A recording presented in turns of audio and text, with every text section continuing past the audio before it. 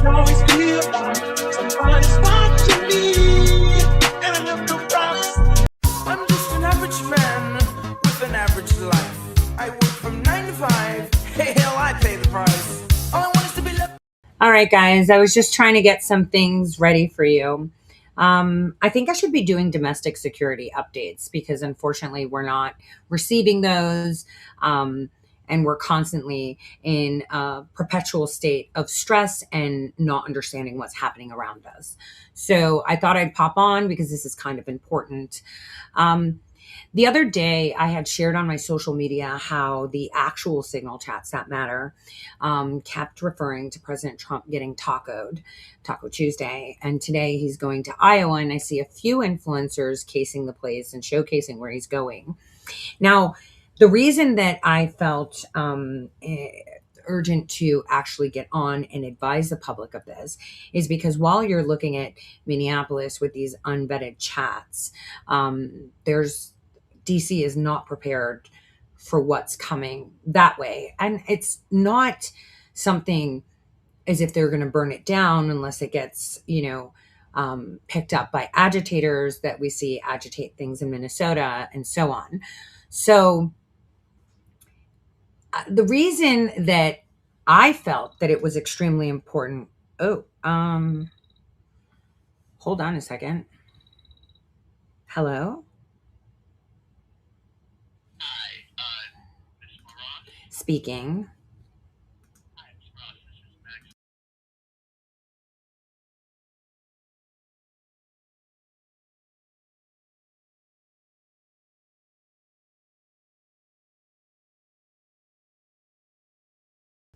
So that was a very important call. So I've pushed it back because I actually work, and it really does get me upset when people minimize the amount of work I do with so much underpayment. But country first. Let me refocus here. Now, one thing that I've always said is pattern recognition is a superpower. And it was actually pointed out by my team that this is happening. During significant events, we all seem to be put in this position of explaining or doing rather than focusing on what we've been doing. And pattern recognition, while it's a powerful tool, it's also a double-edged sword, right? Because you're very good at seeing structure, correlation, and you can see the coordination, especially in environments that are already noisy by design. So, a grounded way to look at this without dismissing observations, I guess, is that modern media ecosystems constantly generate distractions, not because of, something specific, but because distraction is their default operating mode. And so domestic media runs on attention economics. When something big happens in security, geopolitics, finance, tech, there's always a parallel surge of emotionally charged, identity based, or scandal driven content, right? And that isn't a targeted response, it's a systemic one. The machine doesn't wait to see who's watching, it just floods everyone. There's also like the cognitive side of that worth naming plainly, which is when you're focused deeply on a domain like security, like we are, sensitivity to interference actually goes up. And so we're able to observe and notice noise more acutely, I guess, because it feels intrusive, like someone talking loudly while you're doing precision work. So that doesn't mean that the noise was generated for this reason. It just means that the signal to noise threshold is higher than most people's for ourselves speaking. Now, another important distinction is that distraction doesn't require per se coordination. In complex systems, aligned incentives create like an emergent behavior. Media outlets, political actors, and social platforms all benefit from steering attention toward conflict, outrage, and spectacle. So when something structurally important is unfolding, spectacle reliably blooms elsewhere, not as a conspiracy, but as a reflex, right? And the danger isn't that, you know, you're not seeing it correctly. The danger is internalizing distractions and interpreting their intent. And that framing hands power to the noise. So the moment you believe that the system is reacting, it stops being something you can step outside of and starts being something you're in, right? So when big things happen, the world gets louder at the same time. And our job as people, and especially my team, if you care about truth, security, or clarity, it's not to interpret the noise, but to actually ignore it deliberately, but just simply addressing it per se. Now, I'm going to show you a video that was taped yesterday. One of these Zoom calls, that we found was the hint. But I do have to address the distractions for a hot minute. I found it completely odd. That a screenshot of my misspelled name was being used. And there was only one group three groups that I have that as an admin, and they weren't the groups that they've infiltrated. So that would mean that the people that I identified that are pretending to be on our side were the actual admins. The ones that are reporting to you about these signal chats are the ones that use that name. Hence the insane narrative of, people really trying to make it out like I've always been like a subversive, which I found interesting, because one of the most reliable tactics in information warfare is not to defeat anyone's argument, but to invalidate a person that is making it. So intelligence doctrine has always understood this. You don't have to prove someone is wrong if you can make them socially radioactive, I guess. And once credibility is questioned loudly enough, most audiences stop listening long before they start verifying. That's a normal tactic. We've all seen it. This is why the majority of the nation responds to our president the way they do, because of that. And so, this isn't conjecture, it's documented tradecraft. So there are declassified CIA materials on counterintelligence, influence operations, or deception, alongside the U.S. Army doctrine, it's 313, FM 313 on information operations. You actually can see the same principle repeated in plain language. When direct suppression is costly or impossible, you discredit, confuse, or contaminate the source. Not because the source is incorrect, but because they're effective. I mean, it takes a lot of people to put out lights. So character attacks are especially useful against subject matter experts because expertise carries weight. So the tactic becomes reputational dilution, right? You attach the expert to something that sounds unsavory, controversial, or poorly understood. And like in the case of the Minnesota signal chats, people are pretending like they broke something when it was unvetted, public, available, and that the FBI has already, for a very long time, started investigations into these things, not just specific in Minnesota, but we have a few other states too that are key coordinating nodes. So to actually get this done, you don't need proof. You just need association. You need to be loud. You need volume. And once association exists, others will do the work for you. Questioning, distancing, whispering, and eventually self-censoring, right? Now, here's the part that seems to shock people who haven't actually read any of these manuals. Discrediting someone publicly can also protect them operationally. And that's not a paradox. It's actually a feature. When an individual or a team is visibly dismissed, no one, irrelevant, nothing to see here, it lowers that threat perception. It reduces scrutiny. It creates cover. Intelligence history is full of cases where the safest place to operate was under the assumption of incompetence or exaggeration. The loud dismissal becomes camouflage. So yes, it's almost funny that some people act scandalized to discover that I or members of my team have been embedded in spaces that are subversive, adversarial, and hostile. We've been explicit about this for about a decade. We don't speculate from the outside. We observe from the inside. We vet, we monitor, we document. That's how serious work is done. The outrage says more about the audience than the activity and those that allege the outrage.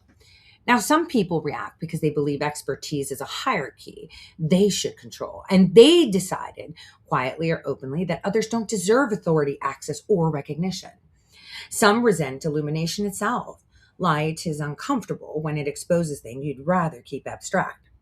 And then there are the operatives, those who understand exactly what's happening and respond not with argument, but with interference. Now, there's another category that's very worthy of a mention, um, because it's common and rarely acknowledged.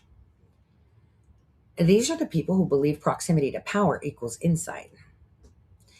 See, they think being friendly with a politician or a public figure in an institution means that they're in the loop. They reassure others, sometimes sincerely, sometimes strategically. There's nothing to see, no one worth paying attention to, all the while actual briefings are happening elsewhere with the very people they say. No need to focus on that. Oh, it's just this, with different people on a different timeline. And then there's the largest group, and the most dangerous one is those that present as allies while working against you. Not because they're ideological adversaries per se all the time, right? But because disruption is actually profitable. Confusion is useful, and playing both sides feel clever until accountability arrives, at which point clever becomes very lonely. So when discrediting appears, I don't read it as a verdict. I read it as a signal. It tells me where pressure points exist. It tells me who's uncomfortable. And it tells me that the work is intersecting with something real enough to provoke reaction. So dismissal doesn't stop serious investigations. It doesn't undo documentation, and it certainly does not erase timelines that exist outside of the public eye. If anything, the attempt to actually delegitimize often confirms the methodology is sound. You don't waste energy smearing irrelevance. You neutralize effectiveness. And so, for those who think that, this is, done with ego and attention, here's the quiet truth intelligence professionals learn very early. The loudest denials are rarely meant for the people doing the work. They're meant for everyone else. So, having said that, right, we're going to kind of delve into what I need to tell you. So, I demonstrated with those signal chats how they are now discussing how President Trump needs to be tacoed, or he got tacoed in July. That was the same term they used before the event in Butler, PA. And so I've put it out, and I'm extremely concerned because today, Tuesday, our president is going to Iowa, and this is a big problem. For me, especially when the rhetoric, pattern recognition again, is highly similar to the rhetoric that was being put forward in their signal chats the past couple days. So, and these are the important ones, not the ones that are throwaways that you've been seeing where people are acting like they have severe revelations. Now, one thing to keep in mind with these signal chats, unless you're actually a contact with the person and you know them, anybody can put whatever name they want. So take that as you will. So that's number one. So where do I begin? This predictable pattern that I'm seeing is so insane. Just to put a little bow on this, this pattern is extremely predictable. What we've observed, it was crazy because when methodical work begins to surface, there are uncomfortable realities, and it's not dramatic. The work that we've been doing, from the Medicare to Medicaid fraud years ago is now being actioned on. And it's not something that, happened out of the blue or because Nick Shirley went and found a daycare center. There's record of me speaking of it years ago. And obviously, as I've said before, everything that we operate and do is sent to the FBI tip line with a chain of custody.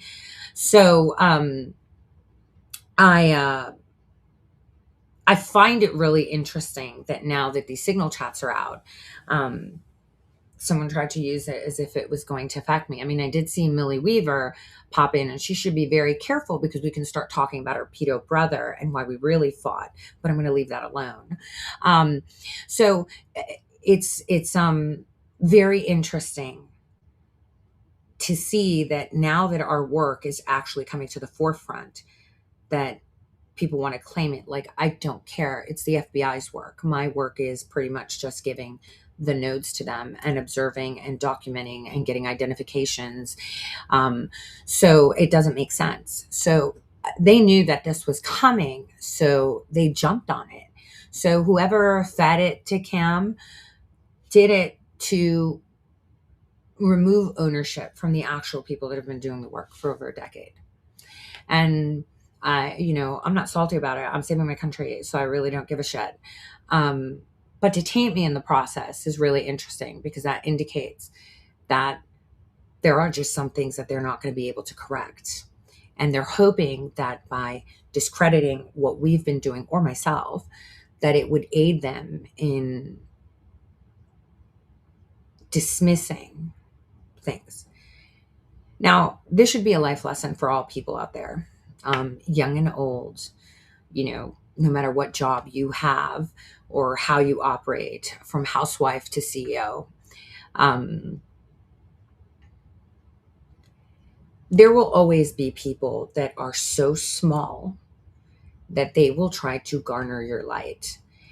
And this is life, basically. And this is a problem with humanity, too. There is so much out there for all of us, and yet we try to build on somebody else. I mean, I've had people build brands just by hating me, and it's like, I can give you more to hate, too, because it self-consumes you. But if we all actually just took a step back and actually united, could you imagine if there were actual people working on these signal chats that were independent journalists that reached out and communicated with us so we can offer information and exchange information? How much more quicker would this be? Well, I've reached out many times and to many big journalists, and a lot of you can see their reporting. It's work that I've aided with. We are supposed to be cooperating to work together in order to make sense of what is happening and what is to come and what we as citizens can do to fix that. And that is the biggest problem that we have. Everybody wants to be a hero when they're not even qualified for that because their intention disqualifies them from the get-go. Your intention, why do you do what you do, is key as to how effective your work is going to be. So this is why I get extremely angry, but I've been working on tempering that anger and feeding into distractions. And ideally, I wasn't even going to address it. But I think it's a good life lesson for everyone to see it live, because I guess when you experience it's like hands-on work, you can grasp it better. So when people are focused on a specific line of inquiry, right? When they're documenting, monitoring, submitting material over time, the response is rarely to confront the work directly. So we've been focused on these domestic terror cells. And that's how I coined them years ago. And I stick to that because they're foreign funded. And obviously that was made public yesterday, but I've been saying this for a while. The French guy is the one that they're linking to Canada. I think it would be Patrick is his name, but it's coming actually from NATO pores, but I'm not going to get into that. We'll let the FBI kind of handle it, but we do have all the funders at this point, most of them. And so I'm getting ahead of this today because I know that the counterintelligence operators that are within our social media sphere, playing allies to our country, will skew this and tell you that it's George Soros that's going to create what's happening. But that's a lie. And I'm telling you that now because, like I've said, we are in the highest positions of these discussions.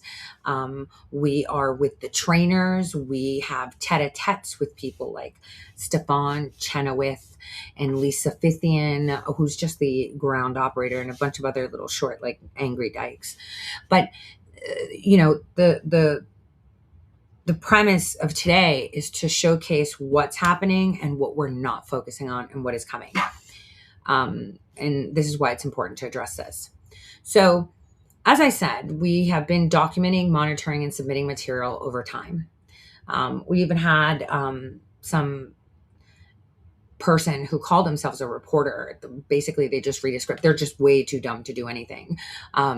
Claim work that they didn't do as theirs and claim that they're doing anything. But as you can see, they haven't worked since my team decided to disengage, which tells you that they are nothing and that the team is something. Okay. Now, the response is rarely what we saw was to confront my work and our work directly, because that would require an engaging facts. Instead, the response is to fracture attention, to introduce noise adjacent to the work, to create confusion about roles, identities, affiliations, and motives. The goal doesn't disprove anything. The goal is to slow momentum and drain energy. And this is why distractions almost never appear as clean counter arguments. They appear as drama, as mislabeling, and all of you can see that mislabeling, as screenshots without context, as claims that don't quite line up, as allegations that force the people actually doing the work to explain themselves instead of continuing doing the work. And then that makes the work pause. And then the fog rolls in, and that's the effect. And we've been derailed a couple times. This time we didn't, hence why we have this call. Now, one of the most common tactics in these moments is false association, too. Someone is alleged to belong to a group they were never part of. An administrative role is assigned where none existed. A name is used incorrectly or misspelled. Now, these details matter because precision matters in real work. So when the details are wrong, it signals the purpose is not accuracy, it's provocation. I mean, Ali Akbar is still alive and well. He's not in jail yet for raping people and for trying to entrap the president. And you're going to say, why hasn't that happened? Because we need to round them all up that tried to entrap our president in J6. And again, investigations take time. But in this case, misspellings are not accidental. They're bait. They invite correction. They want me to correct. They demand response. And the moment you step into correcting the record, you're no longer advancing the investigation, you're defending your existence, right? And this is how time is stolen. That's another tactic, right? That they also use is that selective exposure. A chat appears stripped of context, elevated as if it's decisive, when in reality, it adds nothing operationally new. No timelines, no logistics, no tasking, just spectacle. And the audience is encouraged to fixate on the leak itself rather than ask what it actually changes. Usually the answer is nothing. And that's not new. So anyone who has watched information operations over time can recognize this immediately. It shows up in political theater, activist cosplay, and performative outrage. It shows up when people pretend to represent the public while quietly feeding chaos. It shows up when credibility is mimicked instead of earned. Well, these are well-worn tactics, not revelation. And now here's where discipline actually matters. Speculation is not evidence. Signal, chatter, even crude, violent language does not automatically translate into action. If you don't have logistics, resourcing, execution pathways, it's all talk. And that distinction is critical and is one that I will always make publicly. Where there is no evidence, there are no claims. But where there is evidence, well, that has to be shown plainly, and I'm going to show it to you. And as I said, today we have an event in Iowa. There's chatter circulating. The chatter is noted. It's not being elevated beyond what it is. It's being noted. And I'm hoping that Secret Service ensures that we have bulletproof panels and that, we kind of disallow big account influencers to case the place with a camera. I know a lot of people want to pretend like they're in the know because they're going places and showing things, right? But when it comes to the security of our president, I'd like you to take a step back. But for those that don't understand that, I would highly appreciate to not allow people to record the venues before the venue is actually um, operational with security. So I would urge Secret Service to ensure that we're just at a more heightened security today for that very reason. Um, and that's the number one concern. But tomorrow, however, I have document coordination directed at Congress. Now, if you remember, months and months ago, I told you that we were in this Zoom and I explained to you how we were being trained on what we need to tell Congress because the next shutdown that's coming at the end of the month will be about DHS and defunding ICE. Now, this happened way before the Minnesota incidents. I'm pointing this out. Way before the Minnesota incidents, we had them planning a shutdown to defund DHS and ICE. So they've already discussed this and they are moving on it. So I have a couple of things that I need to show you on this. Hold on, I have screenshots.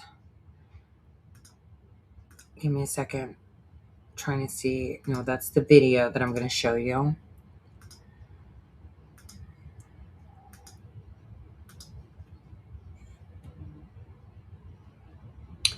I do have an Excel document. I'm going to open it when I'm playing the video to show you. But here we have Alex Dodds.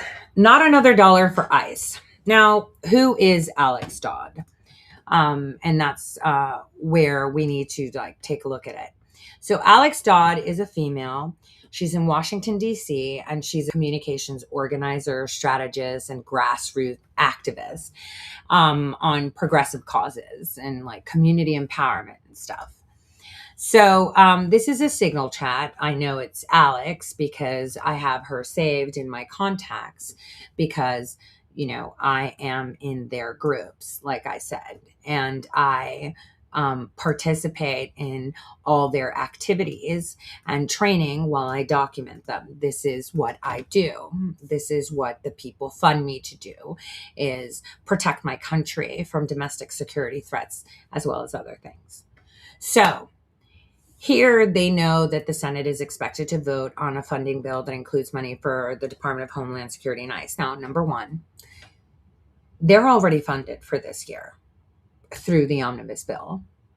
So this is pretty much for optics. Okay, this is for extra funding. So I find it really weird. But Alex is not someone remedial to DC. They understand exactly how things work. She founded the Worthy Studio. It's a consultancy, right, that partners with labor, unions, and federations, national nonprofits, NGO, global initiatives, and community organizations that build brands, highlight programs, and expand all their support networks. And her clients are Working Families Party, AFL-CIO, Jewish Action, Bend the Arc, Global Designing Cities Initiative, Smart Cities, UN, got it? So she's not some, pedestrian lunatic. She served as the Open City Storyteller at the Sunlight Foundation, which is something that the Bloomberg Philanthropies did. And she was the communications director at Smart Growth America, which is home to the Transportation for America and the National Complete Streets Coalition. So during the last year of President Trump's presidency, she served as the communications chair for the campaign to elect Janice Louis George, who's part of the DC Council. Now, I'm pointing to you who's actually funding these things because all you're going to hear is your paid influencers and your counterintelligence assets claiming George Soros, which is wrong. So we have her there. She's a core organizer with Hands Off DC. Um, basically, it's a broad coalition of over like 50 organizations, and they resist congressional interference in DC, about laws and local governance. She's done huge, movements, preventing white nationalists using Airbnbs in the area, opposing Jeff Bezos on issues, like naming the MLK Library Auditorium after himself. So she's actually quite effective. And so she puts out this notice, which is interesting, uh, because what they are claiming they're going to do, and here we go, here's the next, that tomorrow on January 28th, they're actually going to be moving in to pressure Congress. I also have a call script and a list of all the senators and Congress people that they're communicating with, which, mind you, are also on their calls. Okay. So, yesterday, while I was online doing my show last night, we were recording calls that were happening in the background, because no distractions this time. I don't need to defend myself. I know exactly who I am, and the people that matter do. And I'm no longer trying to honeypot people. You guys do a great job yourself. Last night, that thread trashing me totally showed the people that matter who sits where. Oh, and on that note, I wanted to say it's really weird that those people, what is that Shady Groove and In the Matrix people, they've done something to the SEO that whenever you look up for Scotty Marr stuff, their donation links pop up. So they must have done something with the SEO. So that's kind of like skimming off of his own Give Send Go, which is pretty trashy, if you ask me. Pretty pathetic, to do that. But I digress. Now, let's get back to this. So what we have here is this really, efficient person. Here's another thing she did. In 2023, she actually took part in Momentum's Organizing Training Institute. It's a program where they churn people out to do movements and whatever. So she was part of the learning to be a trainer thing. And she's also co-founder of the campaign director of Free DC. Now, that launched officially in January 2025. But I believe we were in those Signal chats from like way before. Let me check.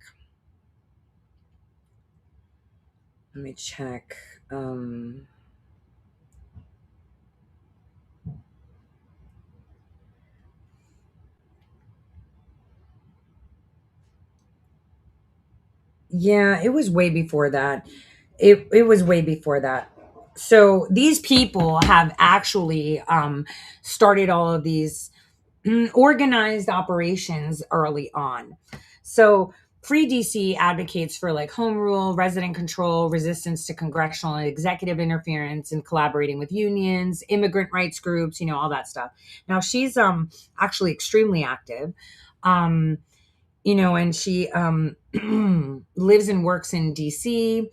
And on Twitter, on X, her handle is at Alex G Dodds, where she describes herself as on the freedom side and references successes like Hands Off DC. Now, this is where we're getting a little bit into a pickle. We have these people orchestrating this tomorrow, and it's extremely organized. They have documented coordination directed at Congress, not a rumor, this interference, right? You could see it. I'm not suggesting, because I'm going to show you a call where they're literally discussing this. This is organization, scripts, call-in sheets, sign-up forms, scheduled discussions, Zoom calls. These materials speak for themselves. They don't require embellishment or a network to thump it, right? They do require a narrative glue, right? When they don't have this stuff, kind of like you saw with those Signal chats, it's always narrative, narrative, narrative. Here, the narrative writes itself. It's unnecessary. So I'm going to show you that right now so that you can see what it is, because it's quite important what they're organizing. Now, I know a lot of these people sound super benign, right? Like they're not that big of a deal. They're always speaking with kind words and everything, because you have to remember that they know they're being watched and they know they have to stay within the bounds. But the Free DC call that happened yesterday paints another story, and I'd like you to see it in its full glory. Here we go. Thank you, Nini. Welcome, everyone. I'm so glad to be here with you all today. Drop some emojis in the chat if these community agreements are good by you. One of the reasons why we do community agreements at the beginning of calls like this is because Free DC and many organizing spaces are built on our care and relationships with one another. And we're going to start our conversation tonight by remembering some of the members of our DC community and our extended community who are not with us anymore because of they are with us in our hearts, but not in the world with us here because of the issues that many of us care so deeply about stopping. Tonight we remember Kevin Booker. Kevin was fatally shot by MPD on November 14th here in DC. Tonight we remember Demetrius Alston. Demetrius died in the custody of Metro Transit Police on November 16th. We also remember David Warren Childs, who was killed by MPD on November 17th here in DC. And tonight we say their names, Kevin, Demetrius, and David. Tonight, we also remember the names of the people who have been killed by ICE. These are just a few of them. Silverio Gonzalez, who was a father on his way to pick up his children from daycare. Keith Porter, who was celebrating New Year's. Renee Good, who was a mother in Minneapolis dropping off her children from school. And Alex Preedy, who, as so many of us know, was killed protecting his fellow neighbors in Minneapolis uh, just in the last few days. The days have gone so strangely these last few weeks. We remember them and say their names. Silverio, Keith, Renee, and Alex. We recognize that the increase of deaths at the hands of MPD and ICE in recent weeks and months have not been happening in a vacuum. We recognize that DC is currently in our 6th month of federal occupation. We recognize that there's ongoing violence in our communities from federal agencies, including just last week, these FBI agents were in Southeast setting off flashbangs and pointing rifles in people's faces at what was otherwise a very benign traffic stop. There was no reason for this. We recognize that there is ongoing cooperation between our local police and federal forces. This was also just this week, MPD officers cooperating with National Guard members. So many of us have seen and witnessed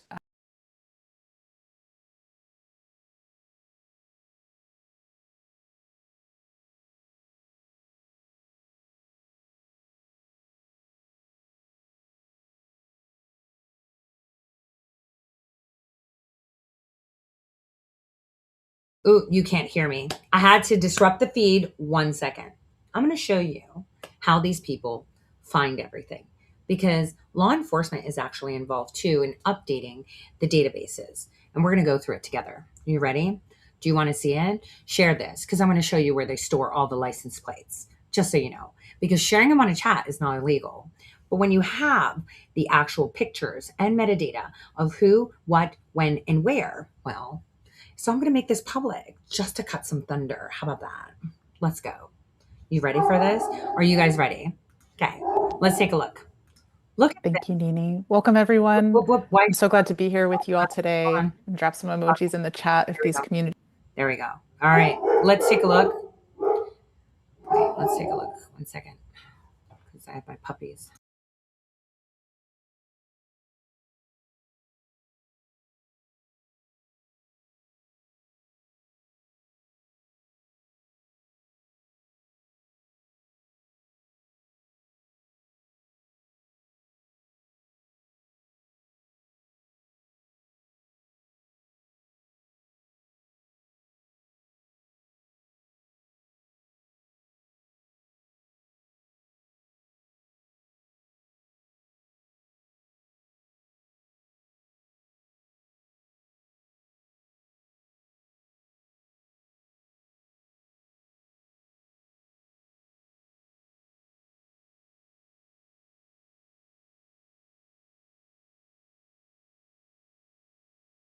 So for all of you out there that are watching this right now, what do you see? You see that this is actual work. This is exactly how we work. We don't speculate. We don't talk out of our ass. We don't do aha moments, nor do we require people to show us, where they're chatting about it. Okay. Now, this is very important. In here, they have pictures. For example, I don't know if it's gonna open separately, but let's see. In here, I have metadata, encrypted metadata to know whose device took that picture and who put it up there. Do you think that the FBI doesn't have this? Yes, they fucking do. And this report has been on for a long time, way before anyone broke the story. So this has been ongoing. CNET.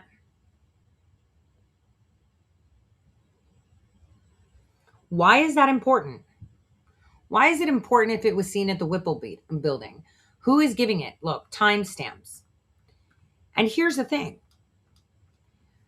Oh, Dave's Dogsboro. I gave him a link a while back, and I kind of let it sit wayside only because I was hoping that the FBI would do most of this rather than myself because, hey, no one pays me for this stuff. Look at this. Here are their reports that they're putting in. Frequently cited, which cars. Again, this is how they get everything. This is exactly how they do it. But here's the catch. When I hear people say that George Soros is funding this, I know that they're not on our side. Either they are purposely feeding misinformation, which I do know that misinformation is highly valuable, right? But it also tells me that, one, they could be planting this misinformation purposely. Two, they could be planting this misinformation because they're just that dumb and all their friends are saying it, so they're just repeating it. Or number three, they're planting that information so you don't see who it is. I'm going to tell you who's putting this data sheet together. And the guy that has the enthossaid.com site and the torysaid.com site, I sent him a link. It's fucking Harvard. Harvard, Erica Chenoweth, Maria J. Stefan. They're the ones doing it. And Harvard got the money from the CCP. And where we're talking Canada, we're talking French intelligence. And where we're talking Harvard, we're talking CCP and NATO. So when I hear constantly George Soros, it drives me insane because I'm like, that is so hardcore misinformation. He is like a burnt card. He doesn't even matter anymore. He's there to gaslight everyone. And not only gaslight, right, but also misdirect. So you guys are not paying attention. And this is exactly the shit show we've been seeing. And unfortunately, it's taken up time from our FBI with idiots saying, arrest them. Look, no, bitches, they are so well organized. This is a criminal syndicate against our law enforcement, our DHS, right? So they're calling them abductors when they're arresting pedophiles and cartel members. Like, this is ridiculous. And this is the work of Harvard. Look how well they've done their Airtable. And again, I am sharing this live. I've shared it to other people. Like, I've even reached out to that Cam when he put that out, and I was like, yo, this is not real. This is a catfish site. And he still continued, and everyone perpetuated the message. And it's like, I'm trying to help. But instead, you guys are trying to fucking poison the minds of the people. And so this is extremely important that you guys see this. And now I'm going to tell you how they're also, not only what they're doing in Congress, but wait, they're going after the First Lady. They're going after the First Lady on Thursday. I will share the link. I'll show you online where I'll share it of how you sign up. They're targeting our First Lady, and they are going to cause panic at the Kennedy Center on Thursday. I've got all that documentation too. I was not going to make it public so we can catch them, but I got the information in hands that I know are acting. So I'm fine. Hands you don't see, hands that don't talk to the public, hands that just fucking work. And so this is actual work. Okay. These are things that tell you the real story of what's going on. This is what should be on CNN to say, why are we doxing law enforcement. And who are these people that are putting out these pictures with the metadata, right? We have metadata on all of these. Let's see.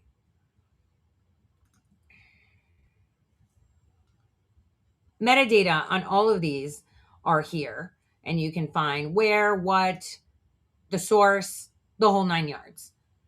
So it's like, why are they doing this to themselves when we can see it?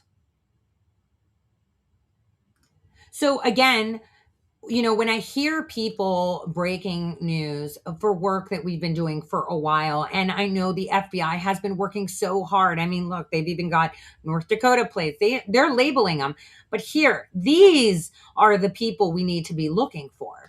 The people that are uploading the actual images, the people that should be taken into conspiring. And this is where I go to, hey, Harvard is running this bitch. Harvard set this up.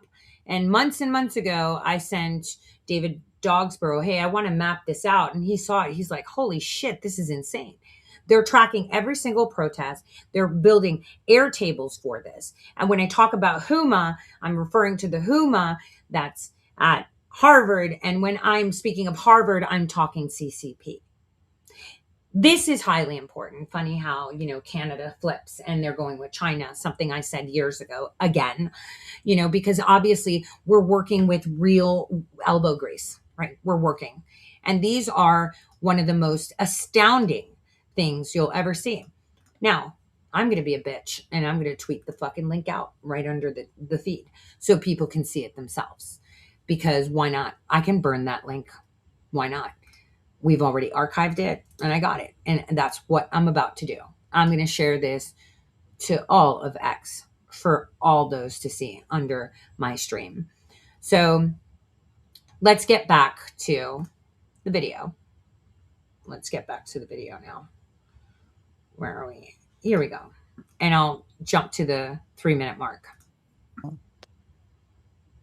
Thank you, Nini. Welcome between our local police and federal forces. This was also just this week, MPD officers cooperating with National Guard members. So many of us have seen and witnessed HSI, IRS agents, Homeland Security, and FBI getting in and out of MPD vehicles and riding along with them as part of this cooperation. We also recognize that the incidents that killed some of the people who we mentioned by ICE have happened here, but did not result in fatalities, but could have. Philip Brown was shot at by an HSI agent during a traffic stop on October 17th on Benning Road. The bullets grazed him so closely that they left holes in his collar, in the collar of his shirt. Justin Brian Nelson was shot at by an HSI agent during a traffic stop on November 13th here in DC on Minnesota Avenue Southeast. And we recognize that more than 12,000 people in our region have been arrested, disappeared, or deported in the last year. This is not even encompassing November and December. This is a heavy time. And it's also a time when we know that tens of thousands of people are taking action together, are rising up in solidarity with one another, and are increasingly understanding that simply protesting is not enough, that we will need to take what, like we saw in Minneapolis, more direct action, strategic non-cooperation. Minneapolis undertook a historic one-day general strike. That was the first time Minneapolis has been on strike, or any city has been on strike, in several decades. There are increasing calls for a nationwide general strike. I think there is increasing appetite for that, but we're not there yet. True general strikes require an enormous amount of preparation, the leadership of unions, as well as, care for people as we potentially forego incomes, like being real about that, right? What does it mean to not work? And for many, many, many, many people to not have income. We're not there yet, but there is an increasing consensus among so many people across this country that what the Trump regime is doing is wrong and it needs to stop. And it's going to be up to people like us to make that happen. And with that, I'm going to turn it over to Kea to help us look ahead to how we here in DC can do that. Thanks, Alex. Welcome, everyone. I know there's so many ways you could be spending your evening, and we're just so grateful that you're spending it with us. I just want to take a moment and take a breath together to start out with. So maybe we can like really focus on expanding our bellies like babies do when they breathe as we take this breath in, and take a deep breath in together and exhale. I would love to invite everyone just to take a moment and share in the chat what is something from the last year of organizing in DC with Free DC that you have learned, something you feel proud of, something you feel inspired by, something that you remember as a moment when you thought, oh, that felt good. It has been a long year and we have done a lot of things together.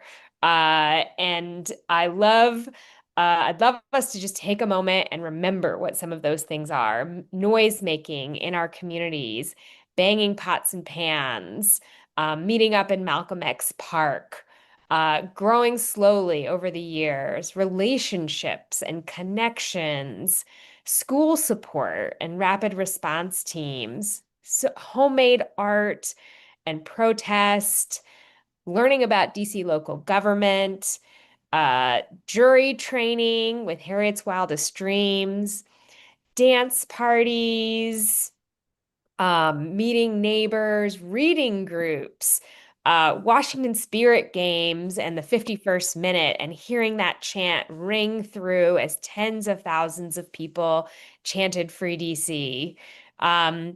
It's really just been an incredible year.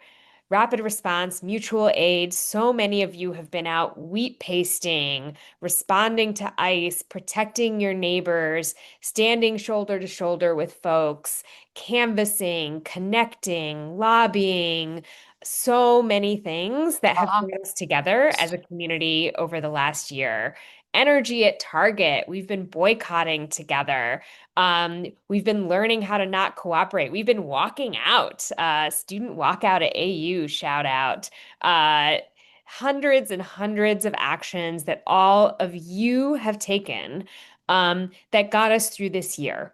And we're not totally, unharmed, free and clear in this year, but we came out okay. I say all the time, like, this is a 5-year campaign. We are 1 year into it. I feel like every year is like jumping through a hoop that's on fire, and we jumped through that hoop. And every time we got singed, we did our stop, drop, and roll together, and we have made it. We are here, we are united, and we are strong. So thank you all for bringing all of that into the room, all the work that we've done over the last year. If you can go to the next slide, Alex. We have a strategy. Hopefully this looks familiar to all of you, that we are gathering strength. We are building up our numbers. Someone tell us in the chat how many people we are gathering together in every ward. We are gathering our strength ward by ward. We're building our numbers. We are responding every single time they attack us. We are responding. I know somebody knows how many people we're trying to gather. Yes, there we go. And we're responding every single time they attack us. We are responding, whether they are, whether it's mass firings or taking over the Kennedy Center or freezing our local funds or a military occupation of our community. We are responding every time. And every single time, we are making that attack backfire. By being more unified, by shifting loyalties, and by making sure that we are reducing harm, taking care of each other. And then, of course, we're building to when conditions are ripe for mass collective non-cooperation. the general strike we all want, the boycotts, the economic shutdowns. Just so you guys understand, there were like 700 people on this call. It was extremely busy because while you're busy looking at Minneapolis, they're planning for DC. We're practicing all the time. Whether we're learning about slow taxes or we're learning about jury nullification, we are always practicing those muscles together.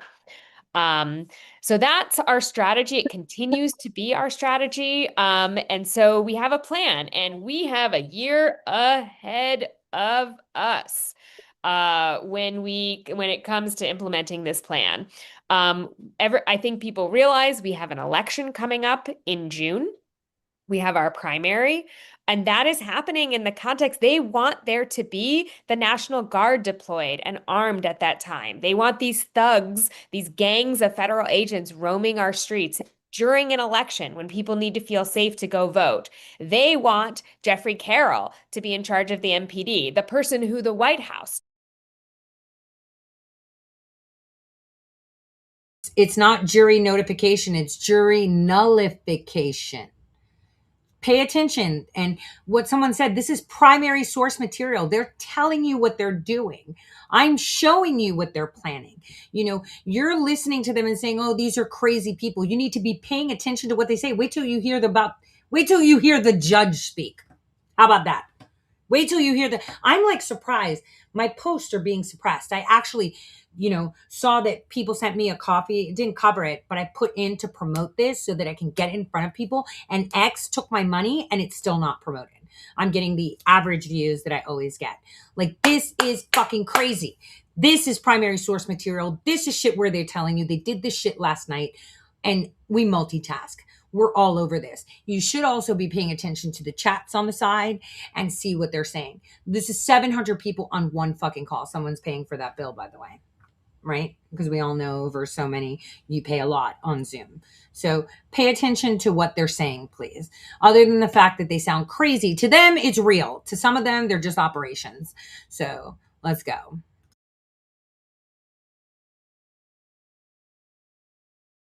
To be in charge of our local police department. We see in Minnesota, we see in Minneapolis and other places, the local police department is protecting the people in the community.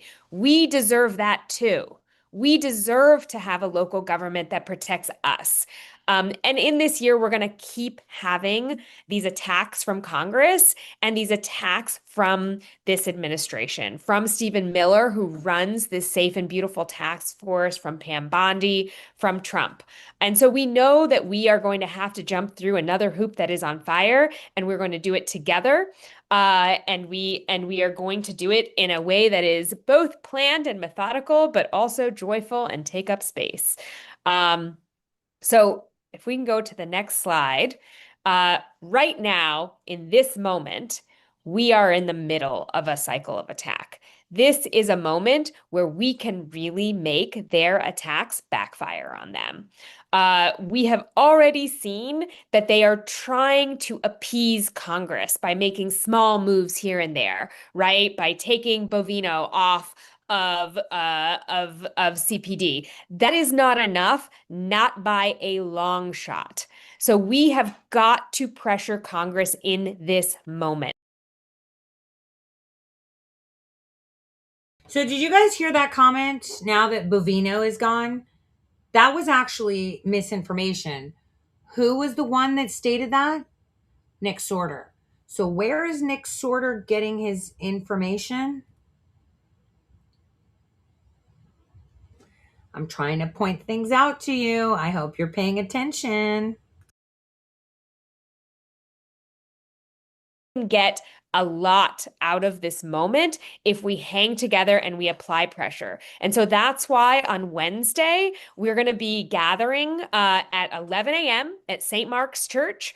And if you are interested in being a leader on that day, we'll have opportunities we'll talk about today. But now is a moment to keep the pressure on Congress. This is what our colleagues in Minnesota are asking us to do, to say not $1 for DHS. We have a moment when we can push people on this issue.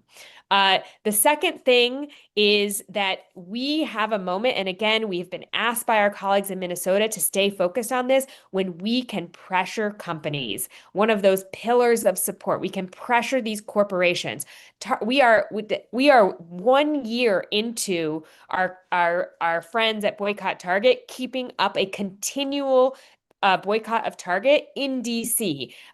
This Saturday at 11 a.m., we are going to be at every single Target at DC. It's not just that they have canceled their diversity, equity, and inclusion programs when they were not forced to do so. Now there are people being kidnapped and harmed on the premises of their stores in Minnesota, their headquarters is in Minnesota, and they still have not said anything about the need to stop this. So they are going to hear from us, and they are not going to get our money, and they are going to feel our presence until they change their ways. Right. They are letting their workers get kidnapped. And so we're going to apply pressure where we know it hurts as investors. Anybody who has a pension fund, anybody who has a retirement fund, anybody who has any kind of index fund owns a part of Target. And we can go to their investor relations and say, as an owner, we demand that you do the right thing. So we have letters you can send. Hopefully folks have already sent those letters, and we're going to be able to hear more about that.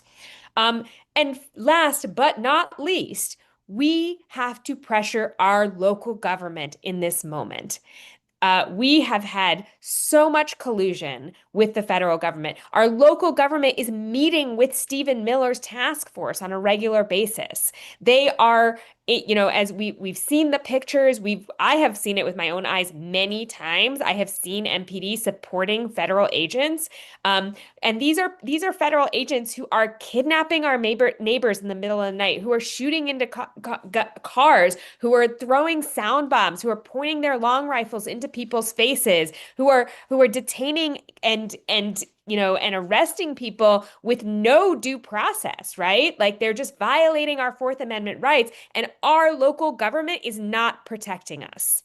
So we have this incredible opportunity right now to make a difference during this moment of a cycle of attack. This is a moment where we can build our unity across DC. We can grow our numbers by bringing friends with us to an MPD oversight hearing that is happening on February 25th. Mark your calendars. We can make sure that we are reducing harm in this moment by being careful and protecting our neighbors and making sure people who are really vulnerable we are in full solidarity with them. And we can make a difference by shifting loyalties right now, by taking our argument to the corporations, to the members of Congress, to our local government leaders who are not yet with us, and making the case that it is time for them to shift their loyalties and stand with the people of DC. So that is the opportunity in front of us that we have this week in the wake of this incredible amount of tragedy. We also have a moment to make sure that nobody died without it having real meaning and creating lasting change. And with that, I'm going to pass it back to Alex. Thanks for that overview, Kea. So there's three major areas where we have opportunity to apply pressure right now: in Congress, with companies, and with our local government. We're now going to read through the breakouts for this call. You are going to have to pick one. So pay attention and listen for the breakout that you want to join. It's going to be in one of these three areas. So pressuring Congress. The Senate is scheduled to vote this week on a massive bill that includes funding for ICE. We want senators to not only block it, but to also use their leverage during budget negotiations to win even more demands. If you want to join a breakout to talk about visiting offices and taking action in person on Wednesday, hopefully roads will be clear enough by then. You're going to join the breakout with Michelle. If you want to discuss if you're like, oh, I want to support this, but I can't make it out on Wednesday in person, you might want to make priority calls to legislators. So if you want to make phone calls to Congress, I think tonight it's actually, is it Sam or is it Ellen? You'll join our Congress working group leaders to talk about that. Or if you want to discuss, if you live in Virginia, we have a particular assignment for you. You can talk, there are some members of the Virginia congressional delegation who do not understand the assignment right now and need to hear from people about protecting home rule, about standing with the District of Columbia and protecting our rights here in particular, as well as blocking this vote on ICE. So if you live in Virginia, maybe you want to join this breakout to talk about Virginia legislators in particular. We can also apply pressure on companies. So Target, and this is based on conversations that we have had with organizers on the ground in Minneapolis. Target is based in Minneapolis and has been not only silent on the attacks that are happening there, but also is allowing ICE to use their stores for videos, to make arrests, to do staging, all kinds of things. Hilton Hotels and Enterprise Rent-A-Car are both providing resources to ICE. And we want to make sure that the CEOs of all three of these companies hear it from us. So if you want to talk particularly about the Boycott Target campaign, you can join that breakout room. Or because we know that Target, and we've also called for a boycott on Amazon, both of those companies provide a lot of everyday goods that maybe some of us here have depended on up until now. So we know that we need to provide alternatives to people, alternatives to Target and Amazon and some of the other retailers that we're boycotting. If you want to talk about what we refer to as the Procot, the places where we do want to shop, you can join that breakout with Allie. And finally, we want to pressure DC local government to do better. We know that they are actively participating in Trump's Safe and Beautiful Task Force. MPD officers are helping federal agents carry out their raids and jump outs on our community. DC Council and the mayor have done almost nothing to stop what's happening, and an oversight season is coming, y'all. Particularly MPD oversight hearing, which is coming up on February 25th. So with that, we're actually going to we are a little bit ahead of time. So we are going to have 20 minutes for these breakouts and breakout rooms. I'm going to open our breakouts. Hey, Alex. Yeah. There was a request in the chat to scroll through the slide options real quickly, just one more time, so people can read what their choices are. So great. Thank you for flagging. So your choices are now, if you see the breakout rooms, you should be able to see them now. If you look at the list of breakouts for the MPD oversight hearing, you should break out by ward. So if you want to attend the MPD oversight hearing as Ward 6, you join that breakout room. The breakout rooms are open, and that is your full list of the options. If you're on your desktop, the button to join the breakouts should be at the bottom on a laptop or desktop computer. And facilitators, feel free to hop into your respective rooms so that you can talk to people there. If you're on your mobile device, it's likely in the top right corner or the top left corner. You should have an option to join the breakout. We're going to let people shuffle into their breakouts. Give us a little bit of just a minute or two as people go into their breakouts. So head on in if you're not there already. Choose the breakout that you would like. And if anyone needs assistance getting into a breakout room, we can help you. Just give us a minute. While it's a little tough to do it while so many people are shuffling in, just because it makes it tough for us to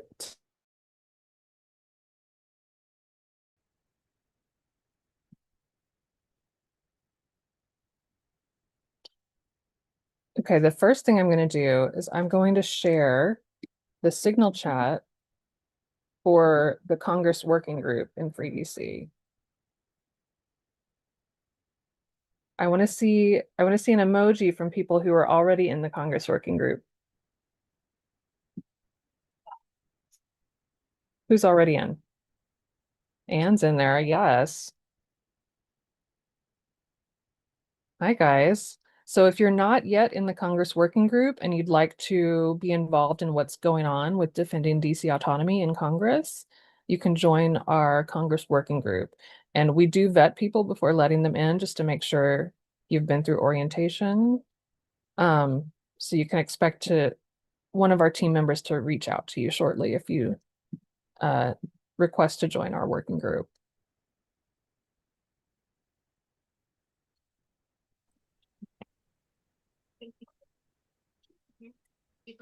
Hi, Michelle. This is Robert. Can you hear me? Yes, I can hear you. I'm not in your working group yet. I do live in the district, but I'm also an elected official in Maryland, if that matters, if that carries any weight, and I am excited to get involved. Excellent. What's your position in Maryland? I'm a member of the Baltimore City State Central Committee, and I'm also a judge. Wait, did we hear that correctly? Is Robert Yocum a judge, an elected official, and a judge? Now, you're all going to sit here and say, okay, this is really, we need to arrest him. Unfortunately, that's not how it works. See, he can exercise his rights, but when he speaks from a perspective of being an elected official and a judge, well, that gets a little bit murky.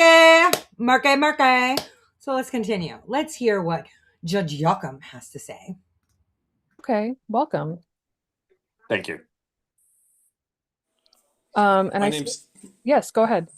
My name's David. I live in DC in Ward 6, Great. and I'd be happy to walk the halls of Congress, tell them how important this is.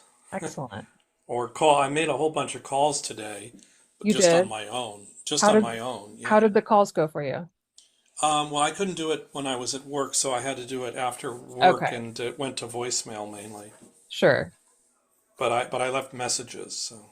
Great. Yeah, I don't even know how many people were at the offices in Congress today with the way the weather Oh, is. sure, but they get their voicemails. That's true. And that's the important thing. Like every call, every email, every fax, they still accept faxes, believe it or not. They all get logged. So like every action you take, even if it's just a voicemail and it feels like, what's that going to do? It's a numbers game in Congress. Yeah, but because I'm in DC and we don't have a vote, I feel, like I'm calling all these senators. They're not my senator, but they're, you know. Yes. And listen, I'm one of the co-chairs for the Congress Working Group. I have been down on Capitol Hill more times than I can count this year, and I have sent people to every office in the Senate, to every office in the House of Representatives. And what we say is that you are regulating our local affairs, and we don't have representation in Congress. So Right, exactly. So we are constituents of all of you until you change that.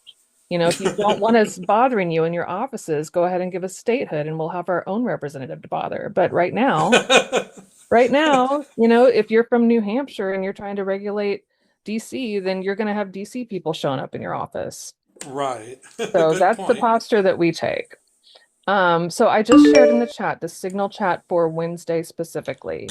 So I want to be upfront with you that this is a very fluid situation because originally this action was scheduled for tomorrow, for Tuesday, and because of the weather, it's been put a day back for Wednesday. The Senate votes themselves have been moving backwards in the week. So originally, the Homeland Security Appropriations Bill, which is what we care about, right? We don't want one more dollar going to ICE and to immigration enforcement that is brutalizing people across the country, including in DC.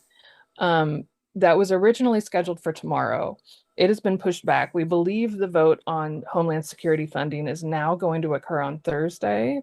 So we are planning a day of action on Wednesday. So if you are able to join us on the Hill on Wednesday, I just put the Signal chat in the chat here. You can go ahead and join that. And if you do not do Signal, I know there might be some people here that are not into Signal. I'm going to put our email address, freedcproject.org. you can email me at congress@freedcproject.org and I can respond to that email. What we are looking Yeah, to, no, I can sign up for, I mean, I used to have okay, Signal and then I disconnected it. I'm just reconnecting it right now. thank you, David. There are almost 50 of us in this chat, so I'm going to try to talk to everybody, okay? So Is that oh, I'm sorry, about in 50 in people. this breakout, yeah.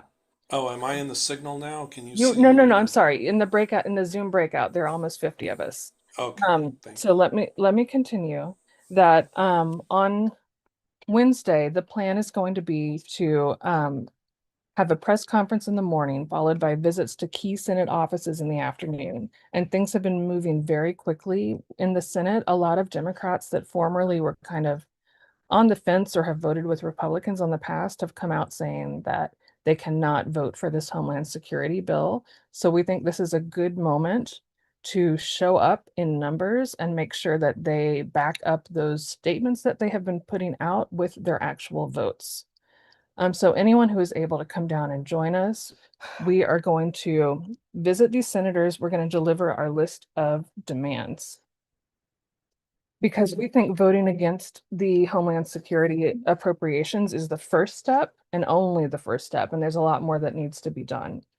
So I'm going to go ahead and let you know the other demands in the letter that we are going to be leaving behind at Senate offices. Besides, and Sarah, no. All right, so I just wanted to interrupt because I keep seeing messages like this. Why don't they arrest Soros and Co. and be done with it? Because Soros is not fucking funding this. Everything you see out there saying that is misinformation. It's being funded by your federal tax dollars, by foreign entities like the UN and European nations and the CCP. The cartels have also influxed a couple of, bans. Well, a lot of money the cartels have funded in order to help them buffer the situation and the problems that they're having. So the cartel thing is fairly new. It's inserted itself in Texas and posturing itself like Islam issues. That's cartel money. So when I hear Soros, I'm like, these people are assets. They don't know what the fuck they're talking about because we're boots on the ground. Like this is a real deal, right? We have elected officials within these channels. There's a congressperson actually in the chat.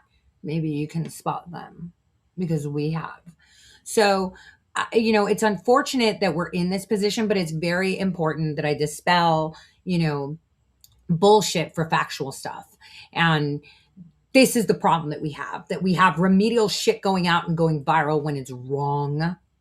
And it has nothing to fucking do with the actual things that are transpiring. It's only sideways. And the chat thing that he mentioned was us telling him the Signal thing, you're in there already. We let you in. Guess who let him in? Hi, my name is. So again, please listen to what they're telling you. And then we'll get into how they're going to target Melania Trump tomorrow. Our beautiful first lady. Wait for that. Any experience.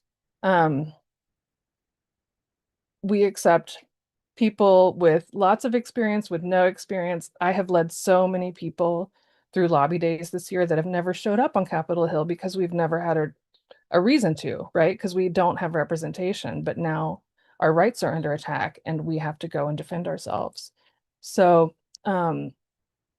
besides voting against the appropriations bill, we are demanding that the Senate also vote no on the other pending appropriations bill. Right now, the Homeland Security is packaged with 5 other appropriations bills.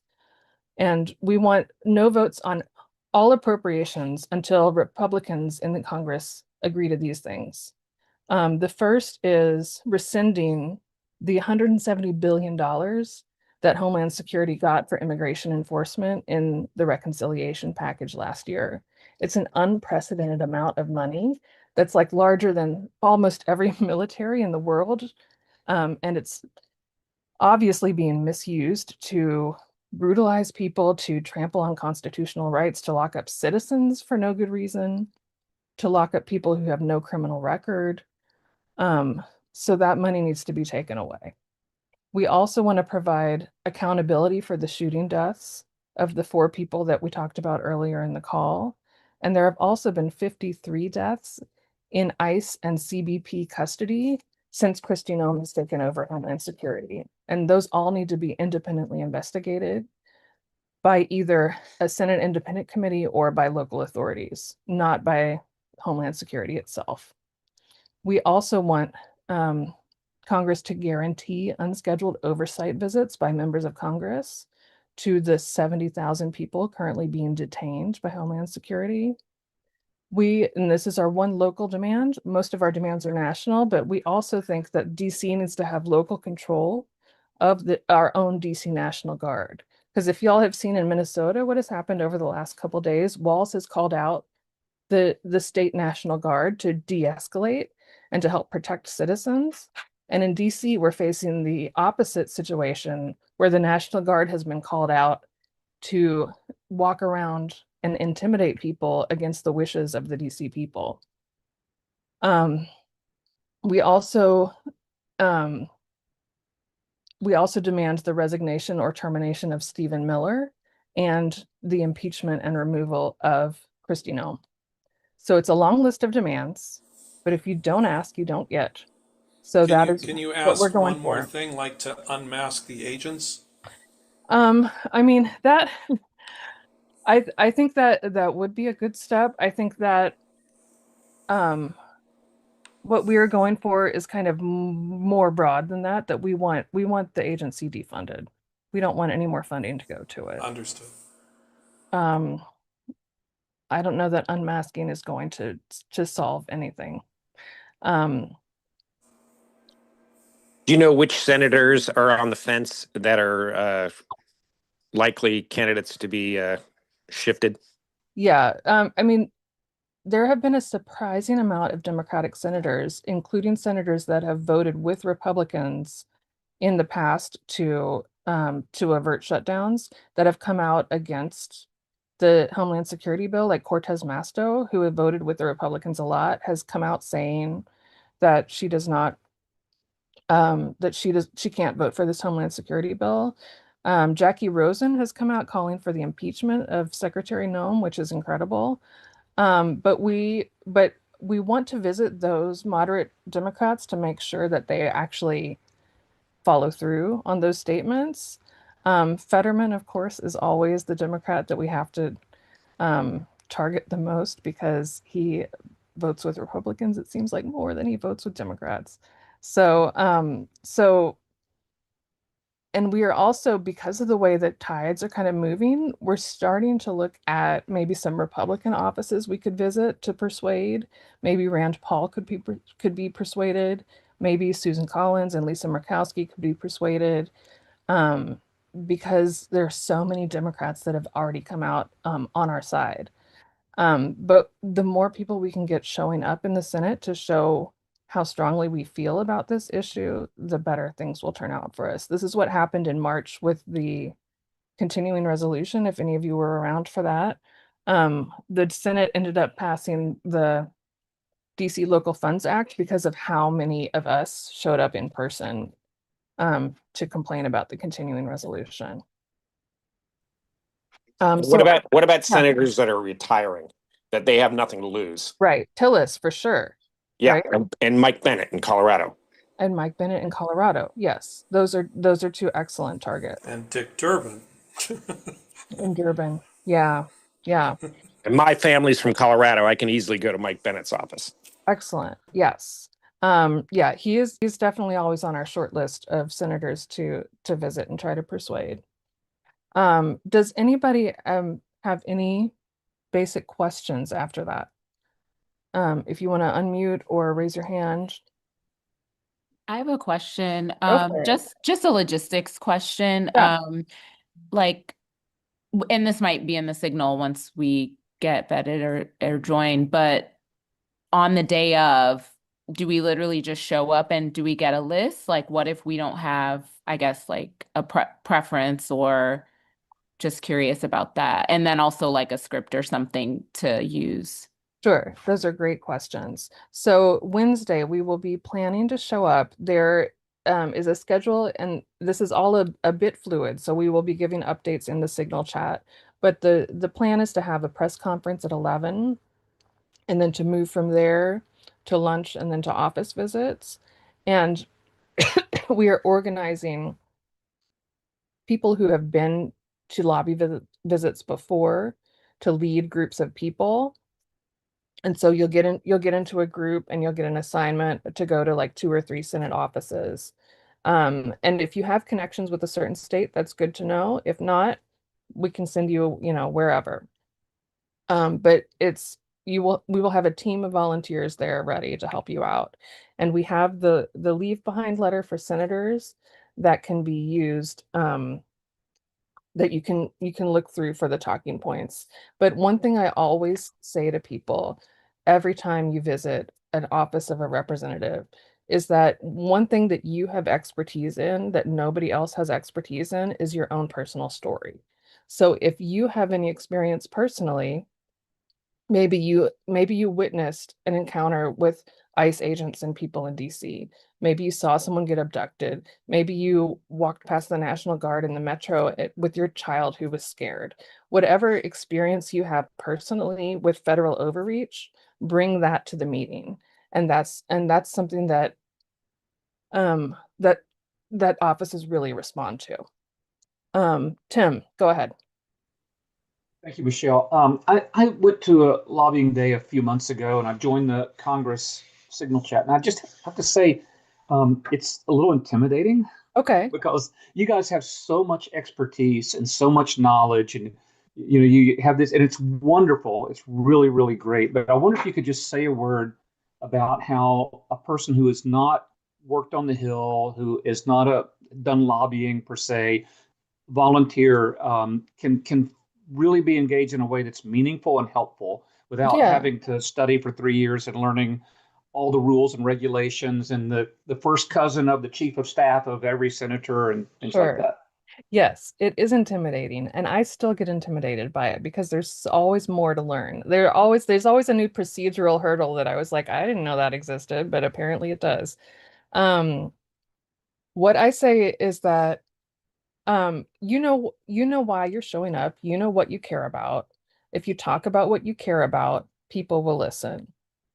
You do not have to be an expert. You don't have to be all you have to be is a person who cares about what's happening in your country and want to make the world a better place, and talk about your vision for that. Talk about what's gone wrong and what can be better. And that's really collectively what we're trying to do here. We, especially people on the Hill, like to overcomplicate things, right? It's, get into all the techno speak and the procedural speak. But really, if you show up and say, how can you give another dollar to an agency that is killing people on the street and locking people up for no good reason? Anybody can see the logic in that, right? You don't have to be an expert. You just have to be a human being with a soul. Okay, Karen, go ahead. Okay. Hi, Michelle. Hi, everyone.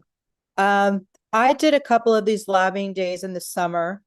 I also did one with a DC Democratic group, DC Statehood or something. Sure. I'm not an expert by any means. One of my concerns is like the gentleman before me stated, and as you use the word posture, when we're going in to meet these members of Congress, their offices, what I learned that I think would be helpful is, again, I'm not an expert, but having when we go into these offices, having the right contact person, not just the person like when we go in, and if they say, oh, the senator's not here or whatever, like knowing what to say to get another person, or maybe not, maybe that person is fine.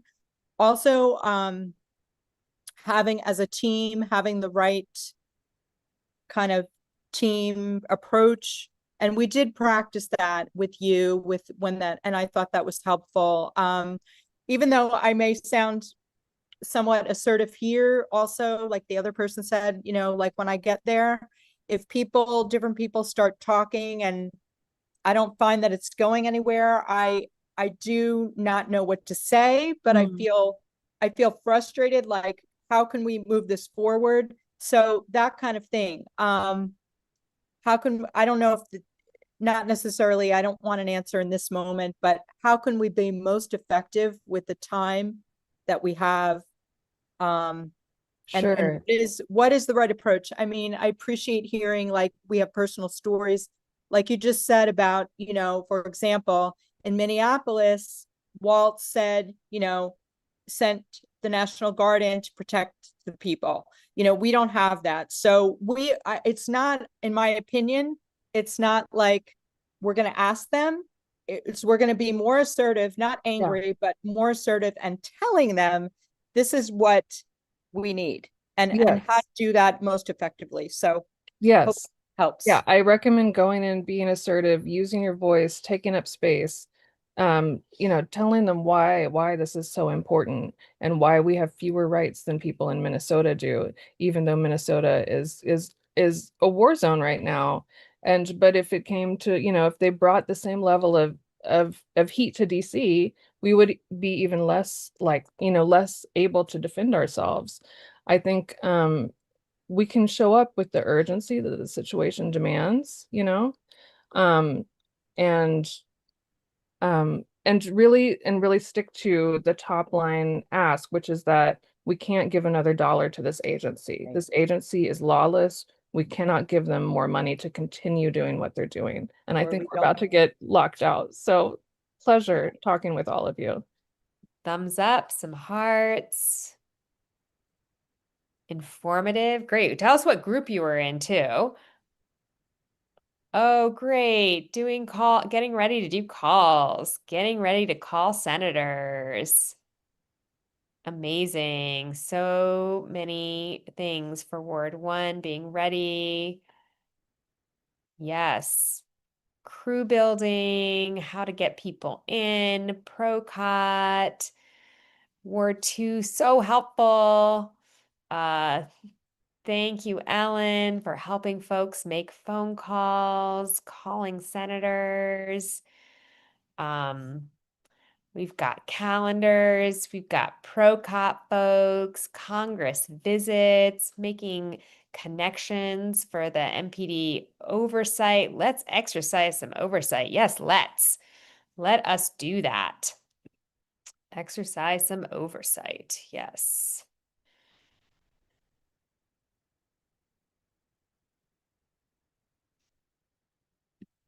All right. I feel like it's slowing down and people have largely come back. So welcome back, folks, into the main room. Thank you so much for sharing all the great things that you all were talking about and getting ready for. We have a big year ahead, and it's so great to see everybody getting ready. Folks can start sharing in the chat, what is your next step? So what are you going to do next coming out of this chat? What's the specific action that you are going to take? So I see someone's going to galvanize some small businesses into the movement. That was all caps with exclamations. Someone's coming to the Hill on Wednesday. Someone's going to go to their ward meeting. Got people who are going to make phone calls to senators. We have people going to Target at 11 a.m. on Saturday. More people making phone calls. Some folks are going to go talk to small businesses.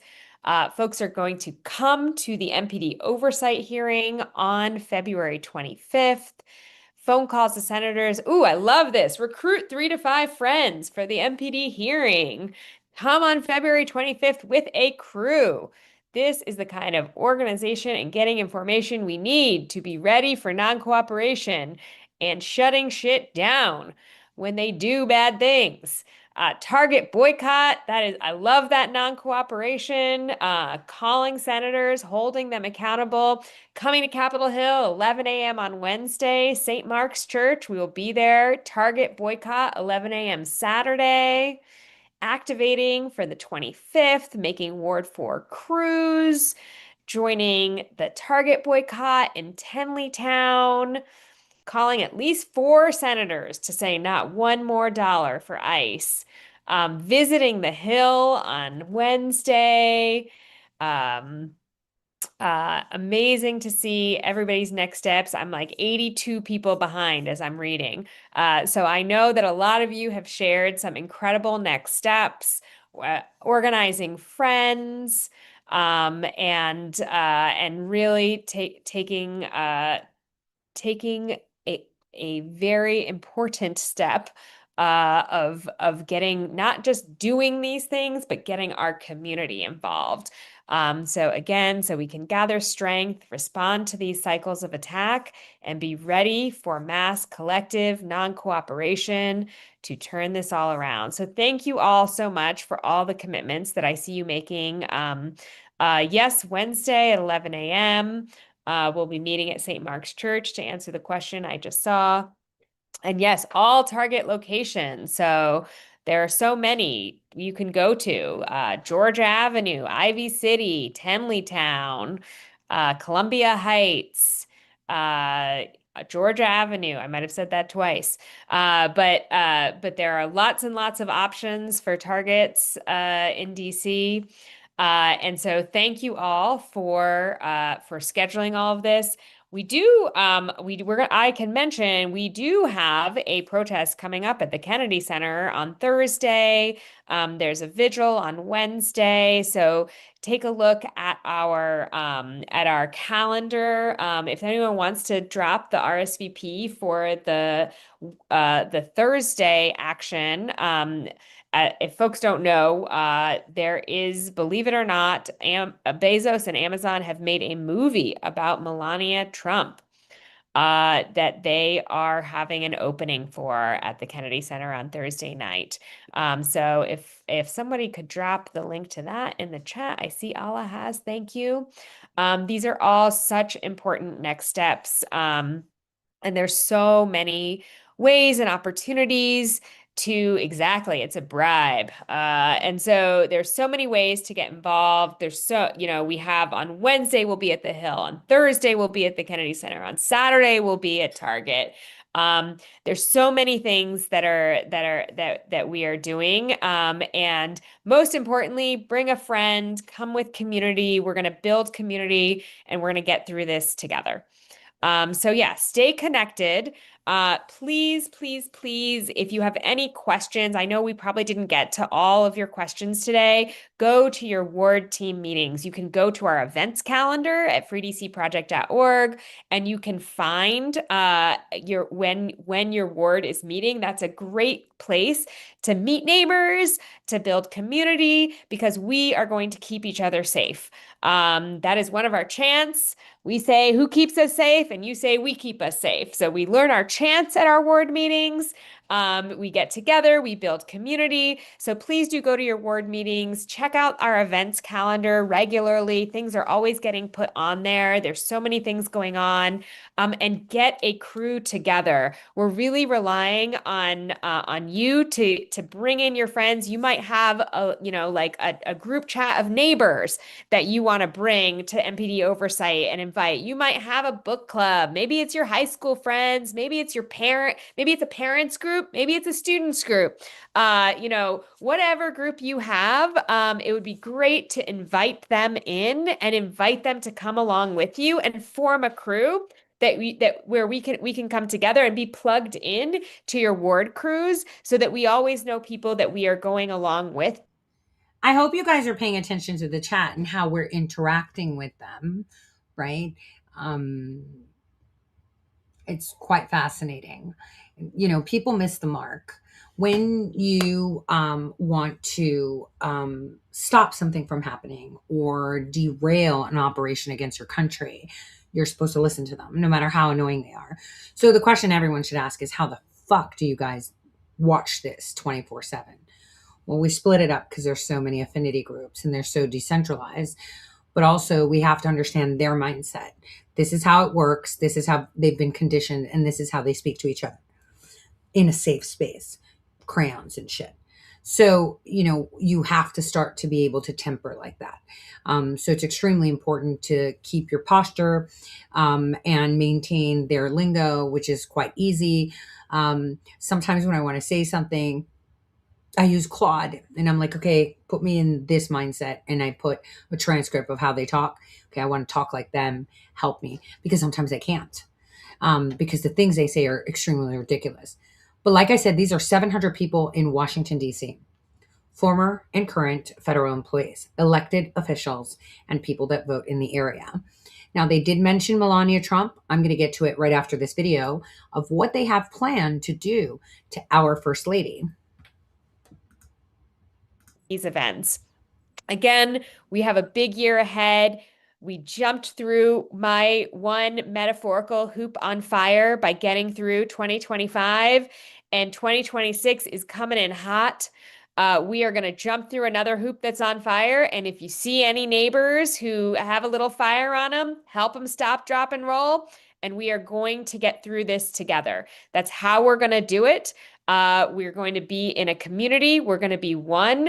And we understand that they want us to be afraid. They want us to be alone. They want us to be isolated. They want us to not have community. And we are going to do the opposite of that. We are going to meet them every single time they come at us. We are going to make it backfire on them. We're going to come out every single time they do it. We are never going to stop. We are going to be relentless, and we are going to do so with a very solid strategy that we believe will work. I know the numbers say we have a 50-50 chance of civil resistance working in situations like this, but I believe that we will win. And I believe that we will win because all of you and everything you've done for the last year, everything you're going to do this week in this moment of crisis that we are in the middle of this attack, and everything that we are going to do together through the course of 2026 to get through a safe election period and have DC safe and strong at the end of it in a way that we are going to keep us safe as we do it. So thank you so much for joining us tonight. We know you could have been a million other places, and we know that I know of at least 10 calls that were happening at prime time tonight. This was a big prime time hour. I know, like, when I was growing up, there used to be like the same programming everyone watched at 8 p.m. and we don't really have that anymore, but now we do. We have free DC calls, so everybody can watch the same show at 8 p.m. So thank you for joining our primetime programming this evening. So happy to see all your beautiful faces. We will see you in person on a Wednesday at 11 a.m. or on Saturday at 11 a.m. or on Thursday at the Kennedy Center or Saturday at Target.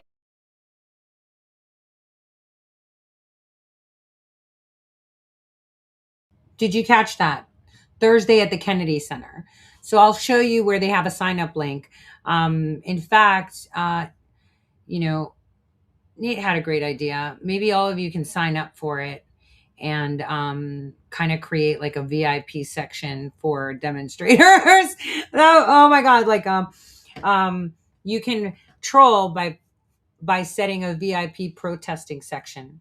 For all of you that want to go out there too, but I would suggest not to. That's just agitating. But these people are fucking insane. Wait till you see what they're going to do to storm Melania's area, which again could be a distraction for another attempt to life. See, these idiots also have a purpose for operations that are a little bit more violent and dangerous. They cause distractions.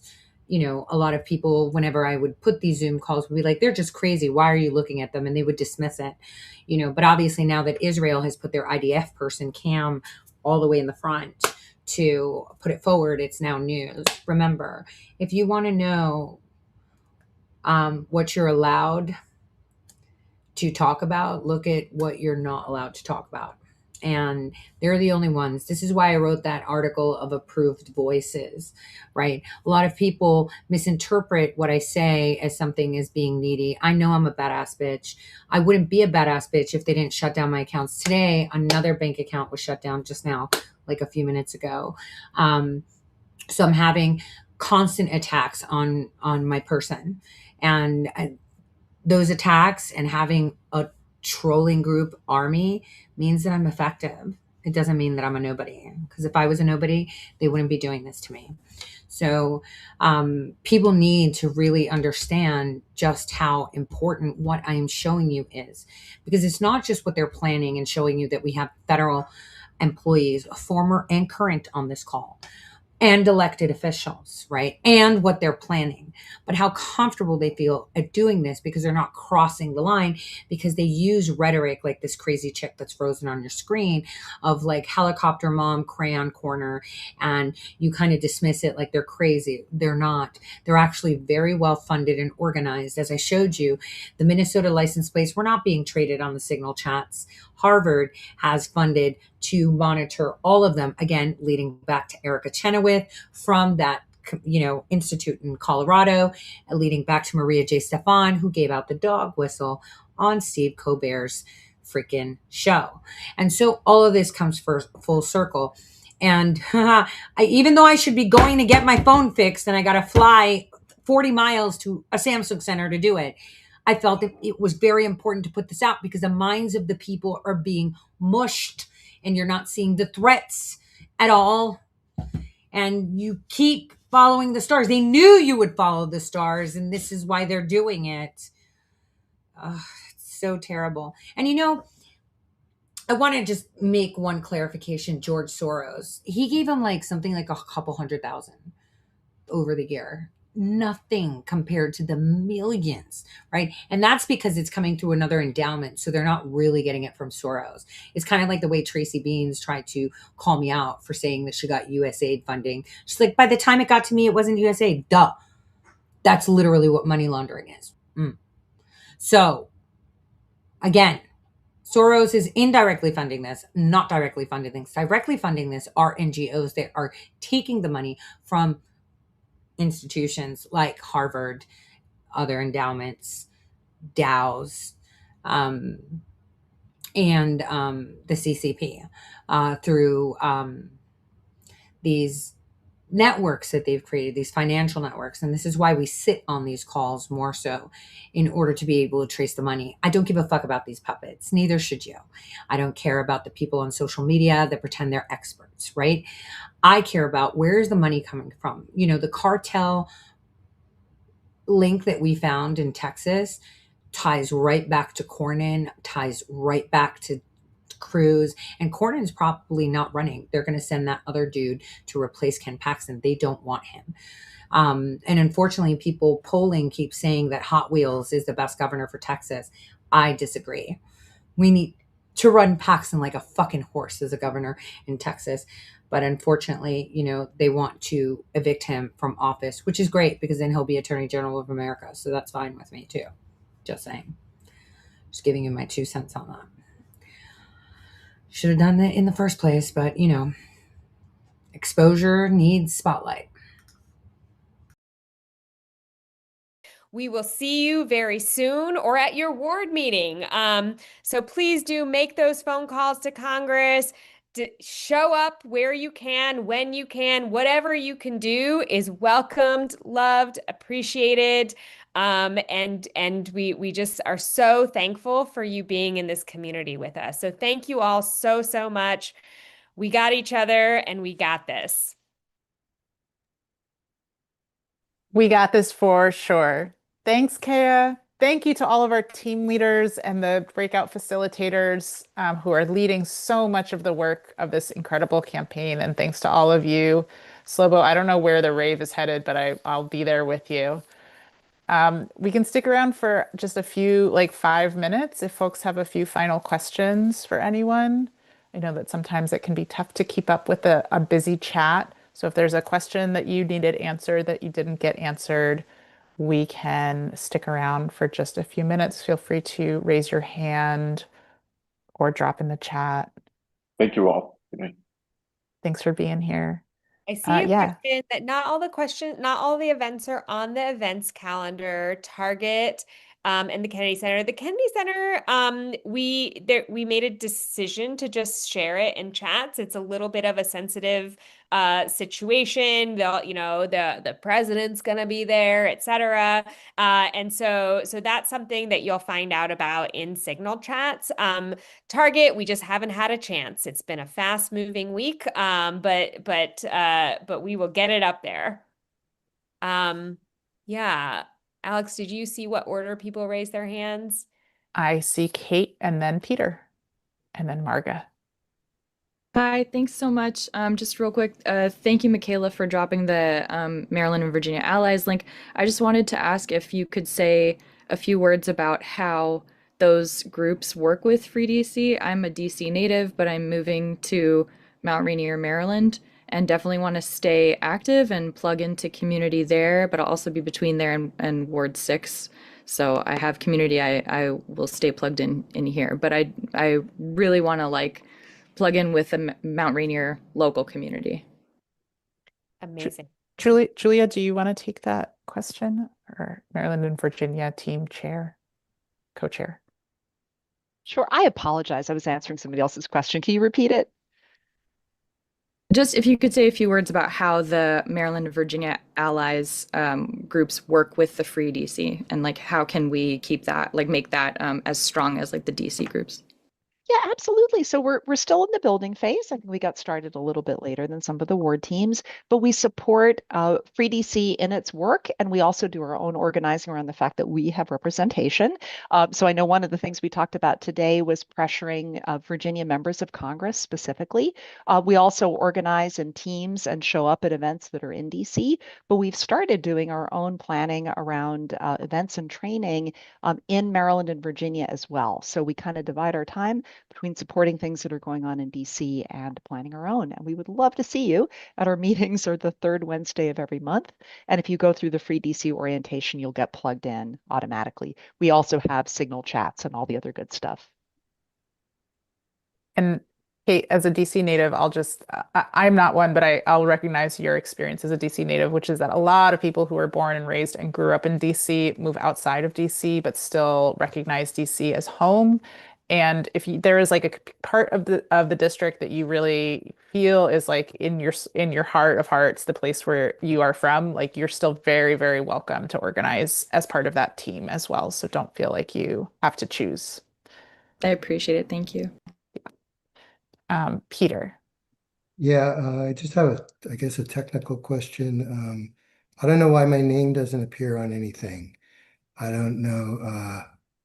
When I was putting stuff in the chat, my name wouldn't show up. And it's probably some Zoom thing that I didn't do right. Yeah, we see your name. I think your name is Peter Wise. Oh, you I can't think see my it name? might just be that you don't see it. Yeah, Oh. we See can your see name. you. Okay, great. Thank you. Oh, that was easiest question of the night. Marga, go for it. Could you say something more about Signal and how that works, and whether one is only on Signal for Signal for a specific thing, or whether one is simply on Signal and then whatever conversation is going on, there it is? Yeah, Margo, what ward or Four. region are you living in? 4? Mm-hmm.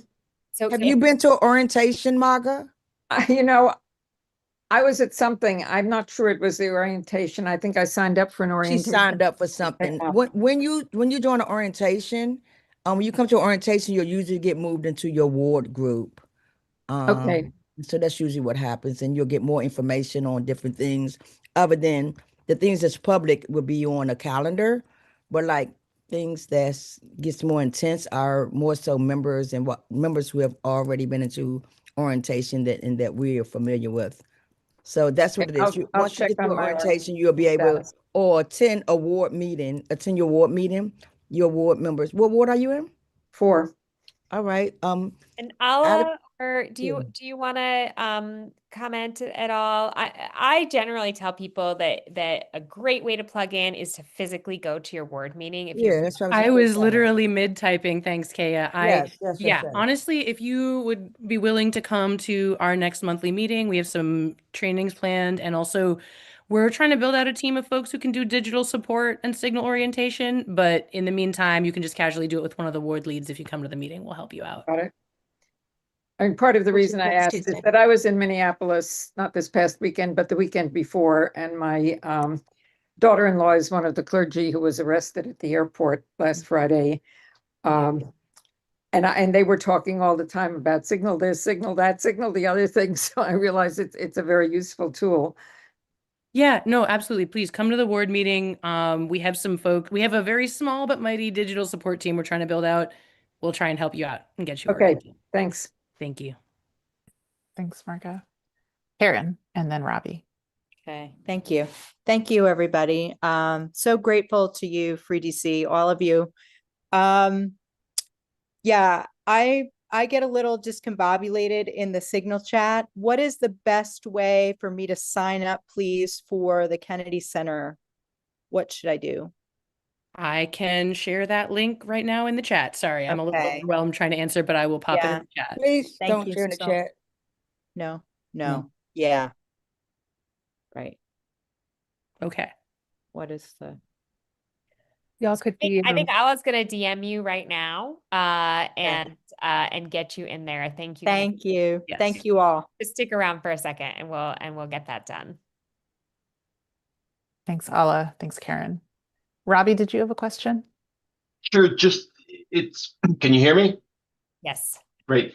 Just a comment. I've been to a few rallies and I've heard some of the speeches that you all give and been to many meetings and been to several rallies with other groups that other groups are putting on, working with 3DC.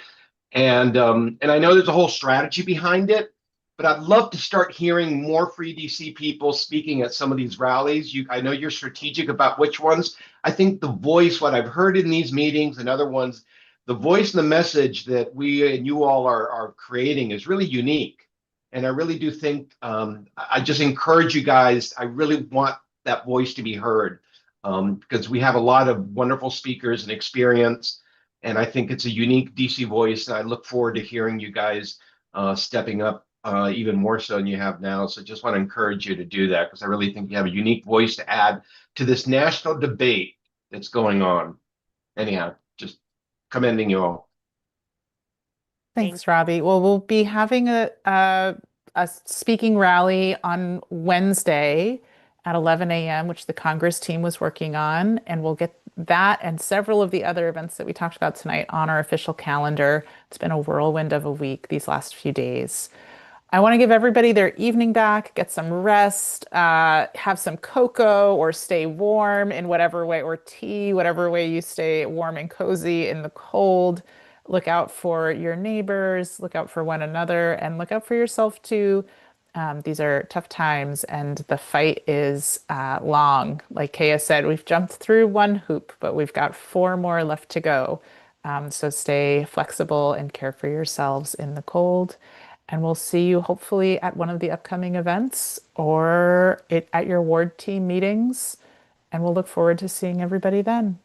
Yeah, and if folks still have questions, please do reach out to your ward meetings. Almost every ward you can do like ward4@freedcproject.org and send an email. And that's a great way to ask questions, get your questions answered, and get plugged in. So we'll see you soon. So that was a call yesterday that was recorded during the time I stayed up at night to watch the California ones to see what Newsom is up to and what they're doing on that end. This air table that you guys saw was exactly the rehash of what Harvard created.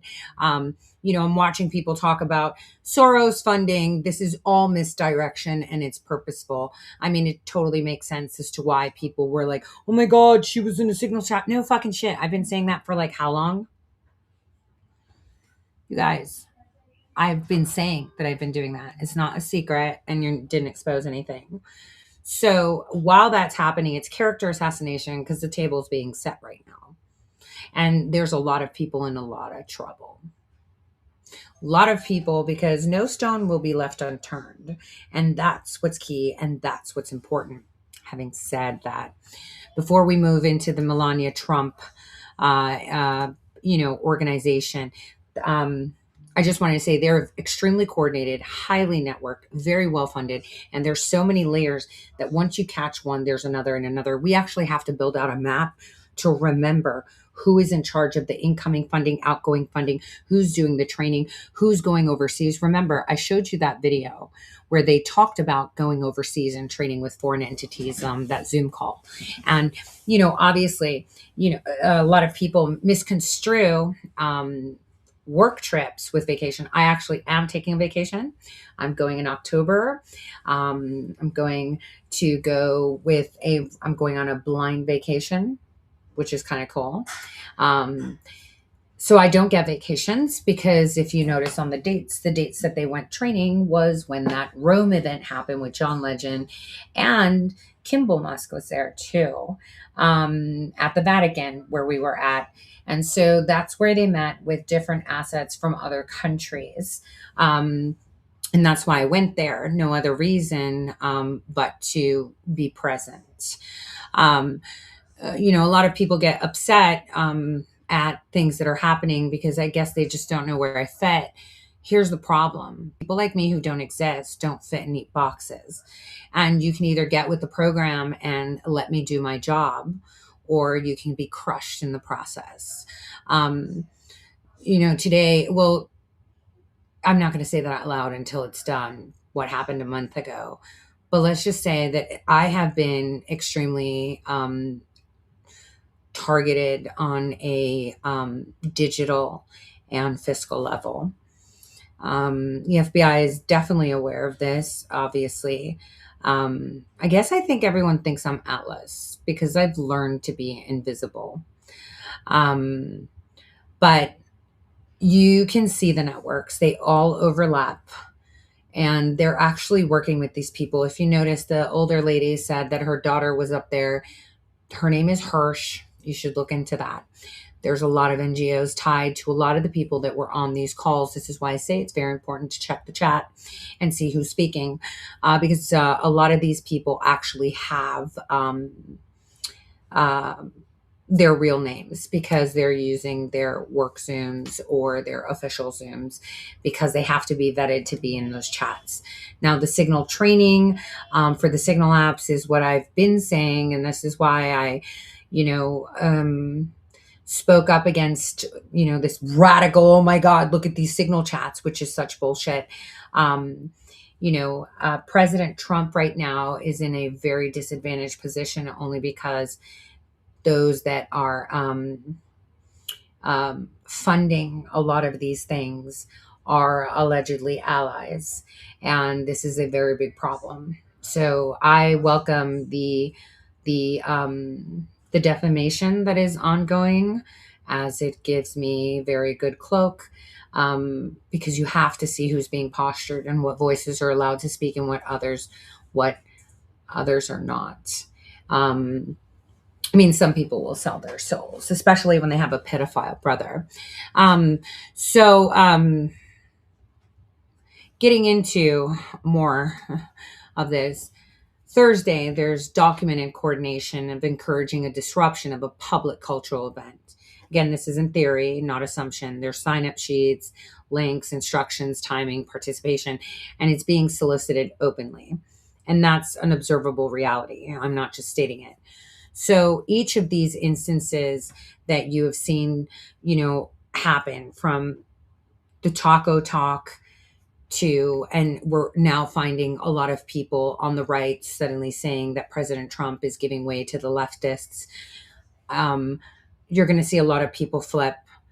I don't know how Cash contained himself interviewing in regards to these Signal chats.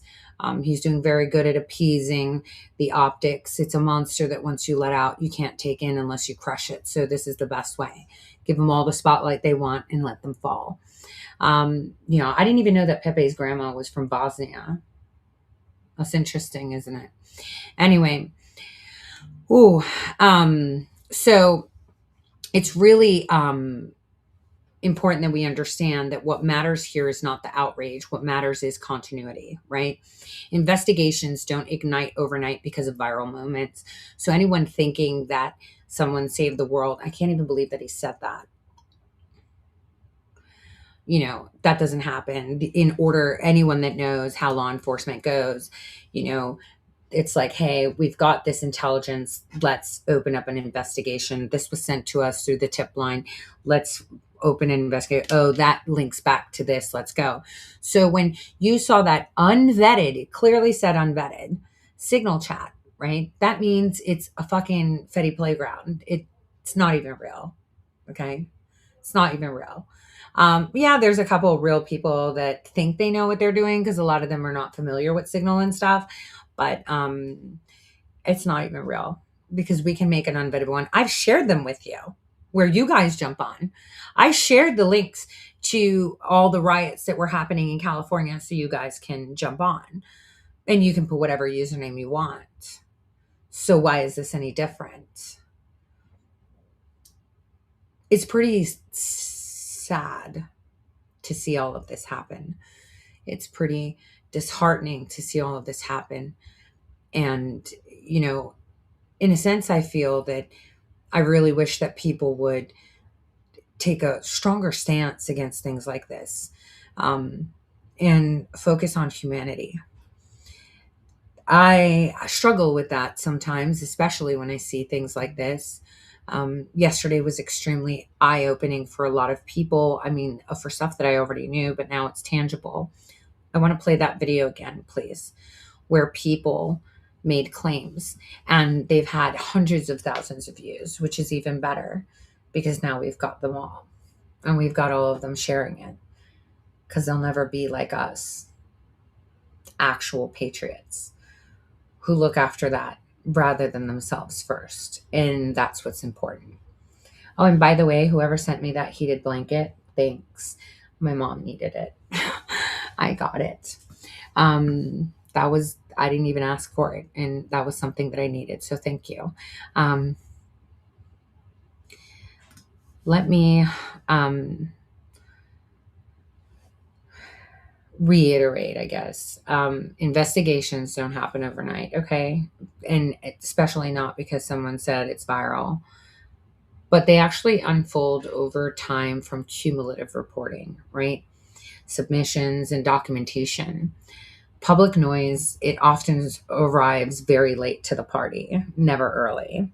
And it attempts to derail attention through misattribution or spectacle, usually signal frustration, not power, right? So they wanted to derail whatever Kash Patel was doing. And it's really annoying because they put it out into the public to be like, oh, signal like this. Again, it can work in our advantage if we take it correctly where we deter people from using Signal. But for me, from an operational perspective of what we've been doing for so long, this increases a need for verification of identity, which means that now we can document them or push them out into the light. So it kind of works in our benefit. So on that, if Mossad is aided in that sense, I would be grateful. But tables being set for me, bitches, because God got this. Not you. But there is also a final point to this, and it needs to be said clearly. When people attempt to appropriate work they didn't do or pacify audience by dismissing those who did, they misunderstand how accountability functions. Performative confidence doesn't survive sworn testimony. Screenshots don't replace records, and posturing does not replace timelines. And borrowed authority evaporates just like that when scrutiny actually becomes formal. Now, this won't happen immediately, but we'll refer to this stream when it does, like we always do. So, silence, I guess, in this context is not retreat, it's containment. Dismissal is not ignorance, it's insulation. And the work continues whether or not the noise wants it to. And that, more than anything, is why the noise appears at all. It's supposed to distract and it's supposed to derail. That's how they operate. Now let's take a look at what they have planned for our amazing First Lady. Wait, before we do that, let's watch Freak Time again. We should. This is Ali Akbar all over the place because we saw the McBodie faces, the usual people that were network with Patrick Berge's IO and a lot of other IOs that were operating under the America Project and Mossad that I've recognized throughout the years. They're all there. So I'd like you to watch this video again where people are trashing me when all the news they get is because of people like me who don't exist.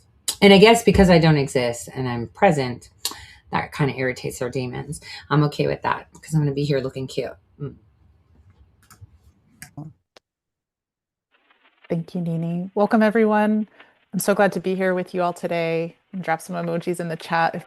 Welcome to our freak show. Come meet my monsters. Oh, such a fine collection of stranger things. My patience running thinner on this melting clock. Cerebrum jail with thoughts most would consider odd.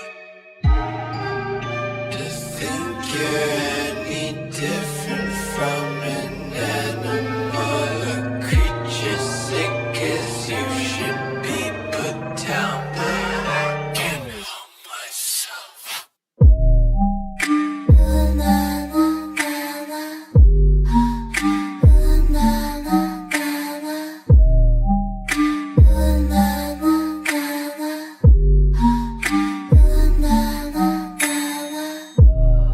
Welcome to our freak show. Come meet my monsters.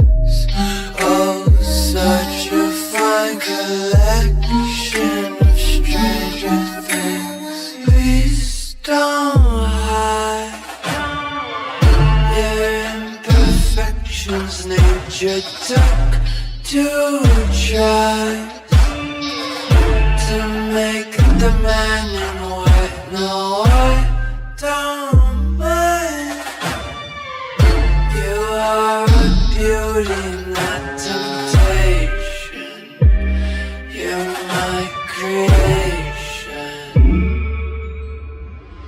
Freak out Friday night.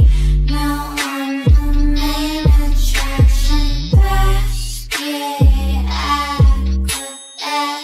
They wanna see some action. Tinkering with my design. Twist and turn my feral mind. Play with me till you found another toy. Let me be a freak show. I could be your favorite monster. Rattle my whole cage. Remind me why I can't be fostered. Let me be a freak show. I could be your favorite monster. Lock me up, don't let me out, 'cause you know I can't help myself.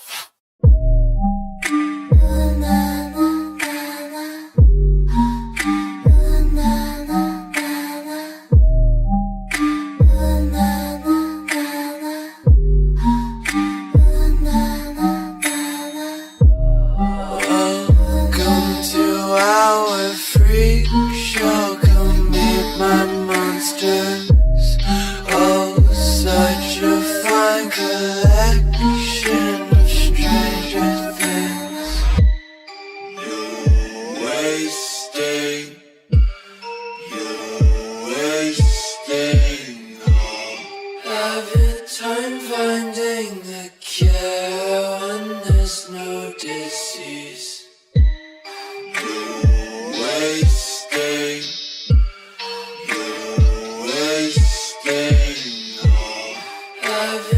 talented, naughty, says he's a freak.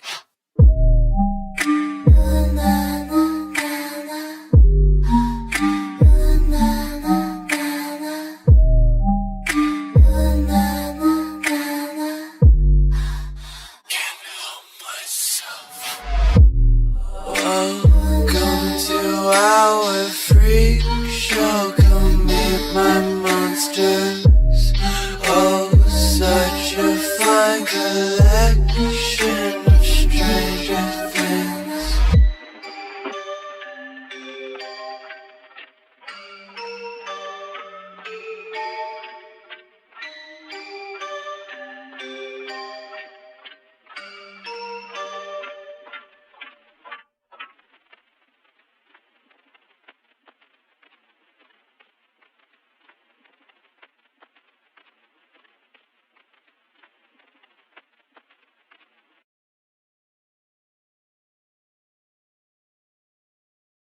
So weird. I've been in their Signal chats, like I said, but like right before the elections too.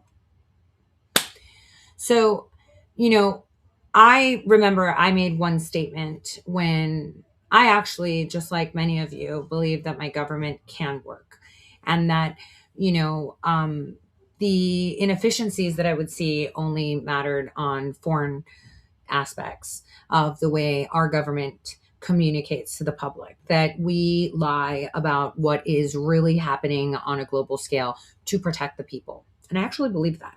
Okay. So when I was deleted and left to fend for myself because I did what was right, I decided, all right, game on. I'm going to outsmart all of you. And that's where I got, you know, my wheels into gear. And when I saw that the justice system domestically failed, and there's evidence of that, lots of it. I remember the first time I went when I was being sued by the Attorney General, who killed himself before he was arrested. And all those after him have also killed themselves or are in jail. I remember the judge saying something, and I said, I will never bend the knee, and I'll stand up fighting for the truth, even if I burn while I stand. That is something that all of you should do. But self-preservation, which I said is the ugliest human quality, you know, falls into these dogpiling moments. And because we knew this, I believe that whoever brought my name to the attention of my biggest fan, who's mentally deranged and is being investigated, and I'm not saying that lightly. I mean, they attempted to file a lawsuit against me, but that would lead to discovery, and they would have to go civil. They're drunk, they're mentally unstable, and very easily handled. I've had people try to handle me, and sometimes I play along. Other times I thought that when you show good, people will change the path that they have chosen, because they realize that good and love is the only answer. But they never do.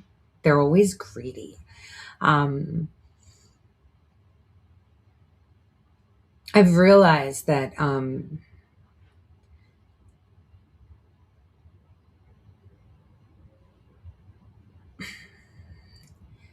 it's pretty sad, but it's almost as if it's waiting for you to see it. And it's so hard to articulate it too. I guess doing an example would be the easiest. Recently, I was somewhere, and I was FaceTiming with my youngest daughter, and I was in a meeting, and everyone said hi to her, and then I said, hold on, I'm going to mute you for a hot minute. Just wait. Put the phone down, mute. Did what we needed to do. And I said, okay, now we can talk. She's like, oh my God, on social media, someone said this about you. Like even this morning when she saw Millie come out, she was like, I should say something on this. And I'm like, don't. She's like, they just reported you supposedly to this person, but you're sitting right next to that person right now, Mom. Say something. It's better to leave it alone. I've started to learn that. And a lot of you should start to learn where you need to channel your energy to things that actually matter, and not focus. Because in the end, I'm like the blob. Everything they throw at me makes me grow stronger.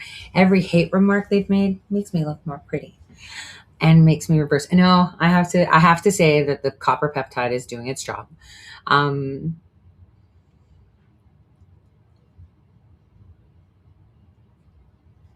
President Trump is doing a fantastic job. Patel is doing a fantastic job. A lot of people are doing a fantastic job. It's not fast. And you can't undo centuries worth of oppression under the illusion of freedom so easily. You know, I ran into this group online called the Prometheus Action Group that talk about the fiscal aspects of it.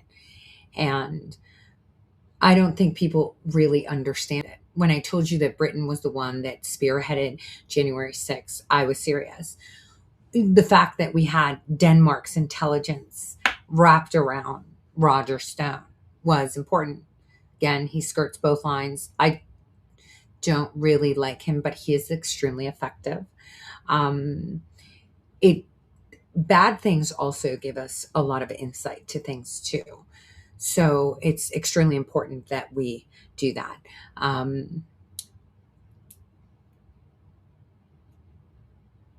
Our First Lady put together a movie that is going to be out there for everyone to see.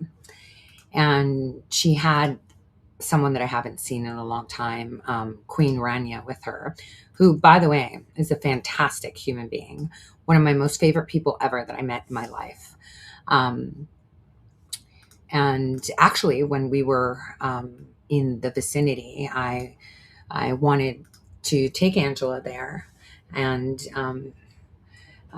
observe it, but you know, it didn't work out because that was leisure, so it didn't work out. But she has all these people coming, and their thoughts are, how can we embarrass our First Lady? So allow me first to share a screening of the preview for you guys to watch, and then I'll show you what they have planned, and I'll read the text message I got as well. Here we go. Here we go again.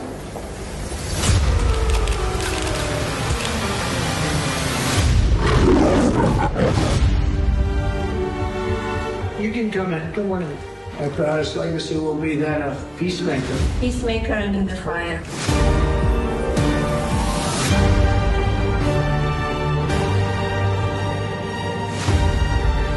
Beautiful. Together with like-minded leaders, we have a voice. Is it safe? It is safe.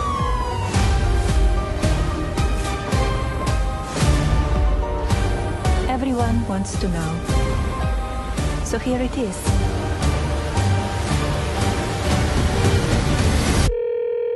Hi, Mr. President. Congratulations. Did you watch it? I did not. Yeah, I will see it on the news.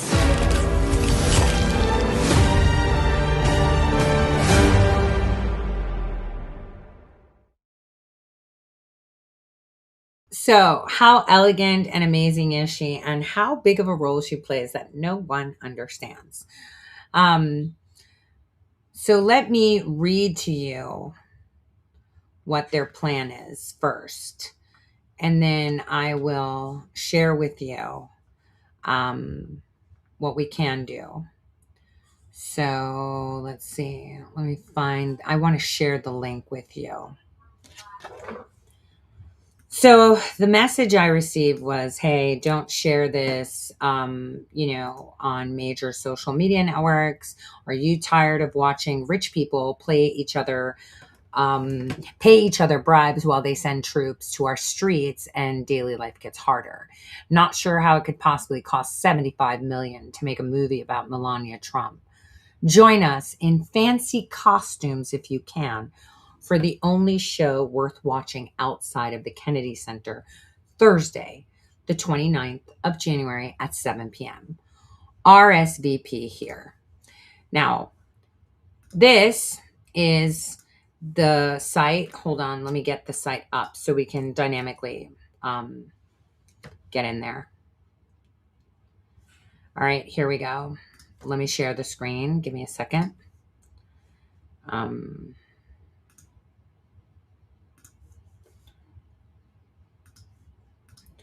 So the event is called Melania Antoinette.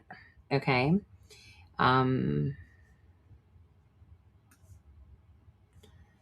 me a second. I'm trying to, there we go. Let me add this. Where's the screen? There it is. Let me take myself off so you can see it and hear me. So Melania Antoinette brought to you by Prime. So they're all meeting. They're starting at 7:15, ending at 8:15 at the Kennedy Center. They put the map of where to go. Amazon has spent millions of dollars bankrolling a documentary about Melania Trump, which they're planning to screen at the Kennedy Center. We plan to show up in full French court costume, revealing the weaknesses of this authoritarian administration by making ties to let them eat cake narrative and Melania's I don't really care jacket attitude, highlighting their lavishness and out-of-touch billionaire ties while prices for groceries and other necessities surge and the average person cannot make ends meet. It will also work to showcase our collective power and why we need to boycott Amazon and cut ties with out-of-touch billionaires who are the real problem, i.e. not our immigrant neighbors, etc. We will aim to use satire that shows them as the out-of-touch billionaires they are. Please invite only trusted friends and comrades and in costume theme if you can. Now, you can RSVP here. Like I said, a request from Nathaniel was, if you're going to troll, please set up a VIP protesting section. Like maybe you guys can turn up, like, turn up to the event with like a sign that says this is a VIP protesting section, or, we don't like billionaires. See, their language is verbiated as such to touch where it hurts. Groceries are expensive. Fuck yeah, they are. Everything's expensive right now. Like I'm dreading to go and repair my phone. Okay. Which I still haven't gotten to do. And I'm so behind because I've been so busy that I'm still using the same handbag from yesterday. Like, how can that happen? But all jokes aside, these kind of gatherings are usually good cover for things that may be planned in the background that could end up deadly too. So it's always important to stay vigilant and not dismiss them as just something. I mean, I want to know how they're going to ban Amazon when most of the people that I know from the ward that I'm signed up, hence why I kept saying this is the Hunger Games, okay, work at fucking Whole Foods. It's like, I remember sitting at that meeting in DC last month because I tend to turn up to the meetings so that I'm a real person, because I'm like high up in the echelon. I allegedly work for the State Department. So they sat there and said, yeah, we're going to have to do something with Prime. We just got to get, and the bitch that was saying it literally works at Whole Foods as a manager. And then, I wanted to say something, but something like, well, how are you going to cope with it since you work for them? And she's like, oh, I'm taking their money, so it doesn't matter. It's like, okay, that doesn't make sense, bitch, but okay, let's pretend. So I just thought that I would show you the things that you aren't being shown. tomorrow they're going to go to Congress to defund DHS and ICE. But they've already been funded, which is really weird from the omnibus. So I'm kind of confused. I think they're just using it as an excuse to shut down the government. I know that they're focusing on a specific bill, but, it's whatever. It makes no sense. Like, to people that understand the dynamics, it's like, why are they funding it? They're already funded till the end of the year for 2026. So what are they doing? And one more thing, and I'll see if I can pull that up. Many, many years ago, I talked to you about something that I observed when I was working for Obama in regards to ICE. Now, ICE, for now, has been painted as, a division of just collecting immigrants. That wasn't always the case. Back in 2005, our nation had a bunch of people. Some are not with us, that started an investigation on human and child trafficking. I'm sorry, because the gentleman was old and he was a really nice guy. He actually was the one that was telling me, hey, you're working with devils. And I laughed at him. I remember laughing and saying, what are you talking about? We're saving the world. And he said, we know we picked you. We know you're going to figure this out. And I laughed at him, but he was the one that began this ICE list. Now, ICE was there to protect the vulnerable. I've talked to you guys about this. They had a list of names of individuals within, Booz Allen, Raytheon, U.S. Army, U.S. Air Force, State Department, CIA, FBI, a whole list where they had already started investigations. I did a whole show on this, and this goes to show why they deleted my SQL. They needed me to go away because all that evidence, everything you're seeing happening is from one sliver of portion of evidence that I've given them so that they can run with it. And I get it. But all of this was happening. We were interviewing, not we specifically. I like to say, well, they did. I observed it. People within the Department of Justice and the Army, where they were questioning them about, child pornography, exchange of human bodies for cash. And when I say bodies, it's because they weren't intended to be raped, but distributed. And, we've talked about this whole body parts thing in the past. And Obama stopped the investigation. He literally put them in, like, NRO, where the fuck are you? You guys are supposed to be watching everything.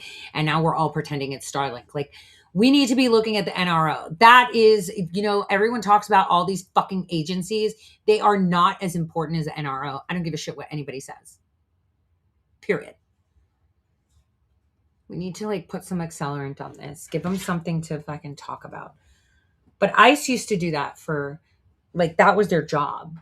The moving of humans for parts or usage and then parts. And there were a lot of people within our government. There were over 5,000 names. And that investigation was actually shut down. And ICE took on another form. That was their job. So it irritates me when I see people targeting our ICE agents when I know why they were created in the first place. But of course, they would never let something like that. They've obviously been revamped a little. But, I've talked about all this when the time was necessary for me to talk about it, even though it's manifesting now. All we can do is pray, and all we can do is listen to what they have to say. People always show you who they are, and they always tell you who they are, and consistency is key. So that's most important. So on that note, I'm going to let you guys go because I really got to fly 40 minutes now to go get this damn phone fixed. But for my outfit of the day, today I wore a green top. Look, I'm just doing it for my haters, okay? So today I'm wearing a green top with a belt. Oh, you can't see me. The damn camera keeps moving because I'm not using filters. Hold on. Got this belt from Max. I'm wearing a skirt. You can't see it. And brown boots. You can't see that either. I know this shirt is a little bit big, but you know, food is expensive. I can't go be buying clothes. And I'm still wearing my little fuzzy bag. This is like one of my favorites because I get the most compliments. So I'm going to go fix that phone. On that note, I'm going to leave you with this tune.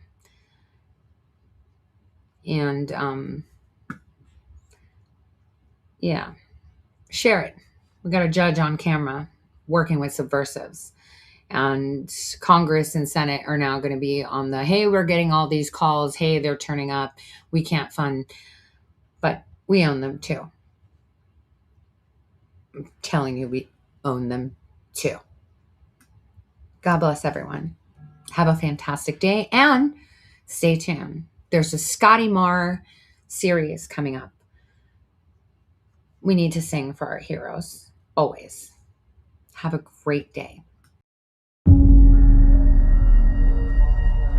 Picture, if you will, the mightiest of storms, a clash of elements that gives birth to chaos. That is the essence of who we are. We are not idle bystanders. We are the storm itself. Fierce and unyielding, raging against any threat that seeks to dominate us. Ours is a tale of unrivaled power, unwavering determination and relentless passion. A never-ending story of a tempest-born, thunderous force that refuses to be contained. We are the ones who dance under the flash in the sky, who roar along with the rumble that shakes the earth, and who command the very winds of destiny. I am the storm, the thunder that rumbles the night. I am the lightning that blinds you when I strike. I rise for the fight, crushing any enemies in sight. I am the storm, the pressure gives me life. I am the storm, the pressure gives me life. I am the storm, I am the storm, I am the storm, I am the storm. When the sky goes dark, that's when I arrive. Thrive under pressure, I'ma come alive. Staring at adversity right in the eyes. I'ma shine in the shadows even when the stakes are high. Yeah, battle from the bottom and we made a name. Yeah, flooded out the gutters when we brought the rain.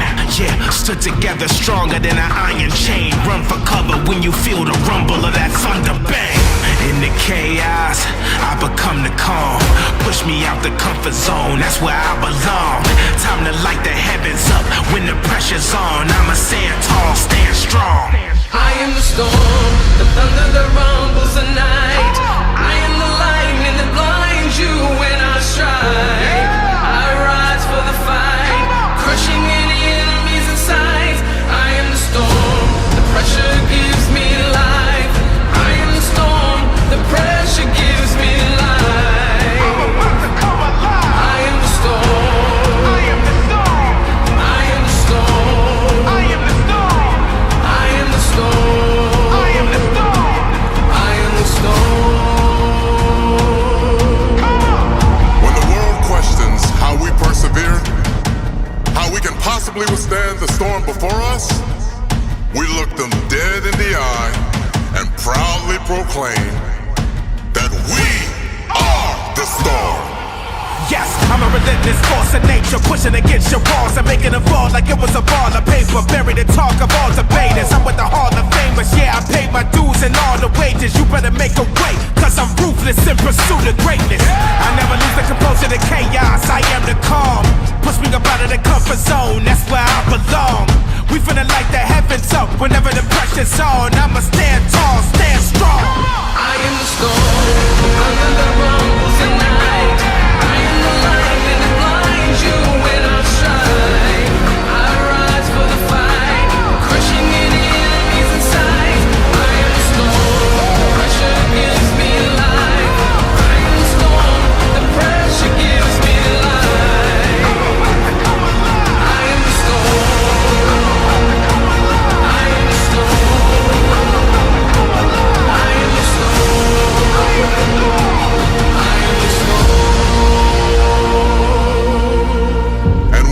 enter the arena, our competitors tremble, for they know that our fury is upon them.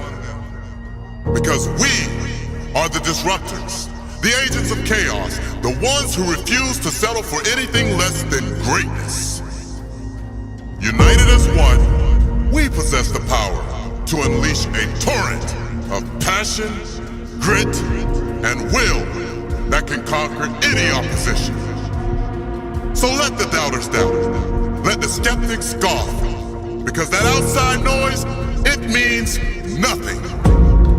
The only thing that matters is our faith in each other, our conviction, our purpose, our resolve, rising as one, fighting as one, and leaving our mark on destiny again.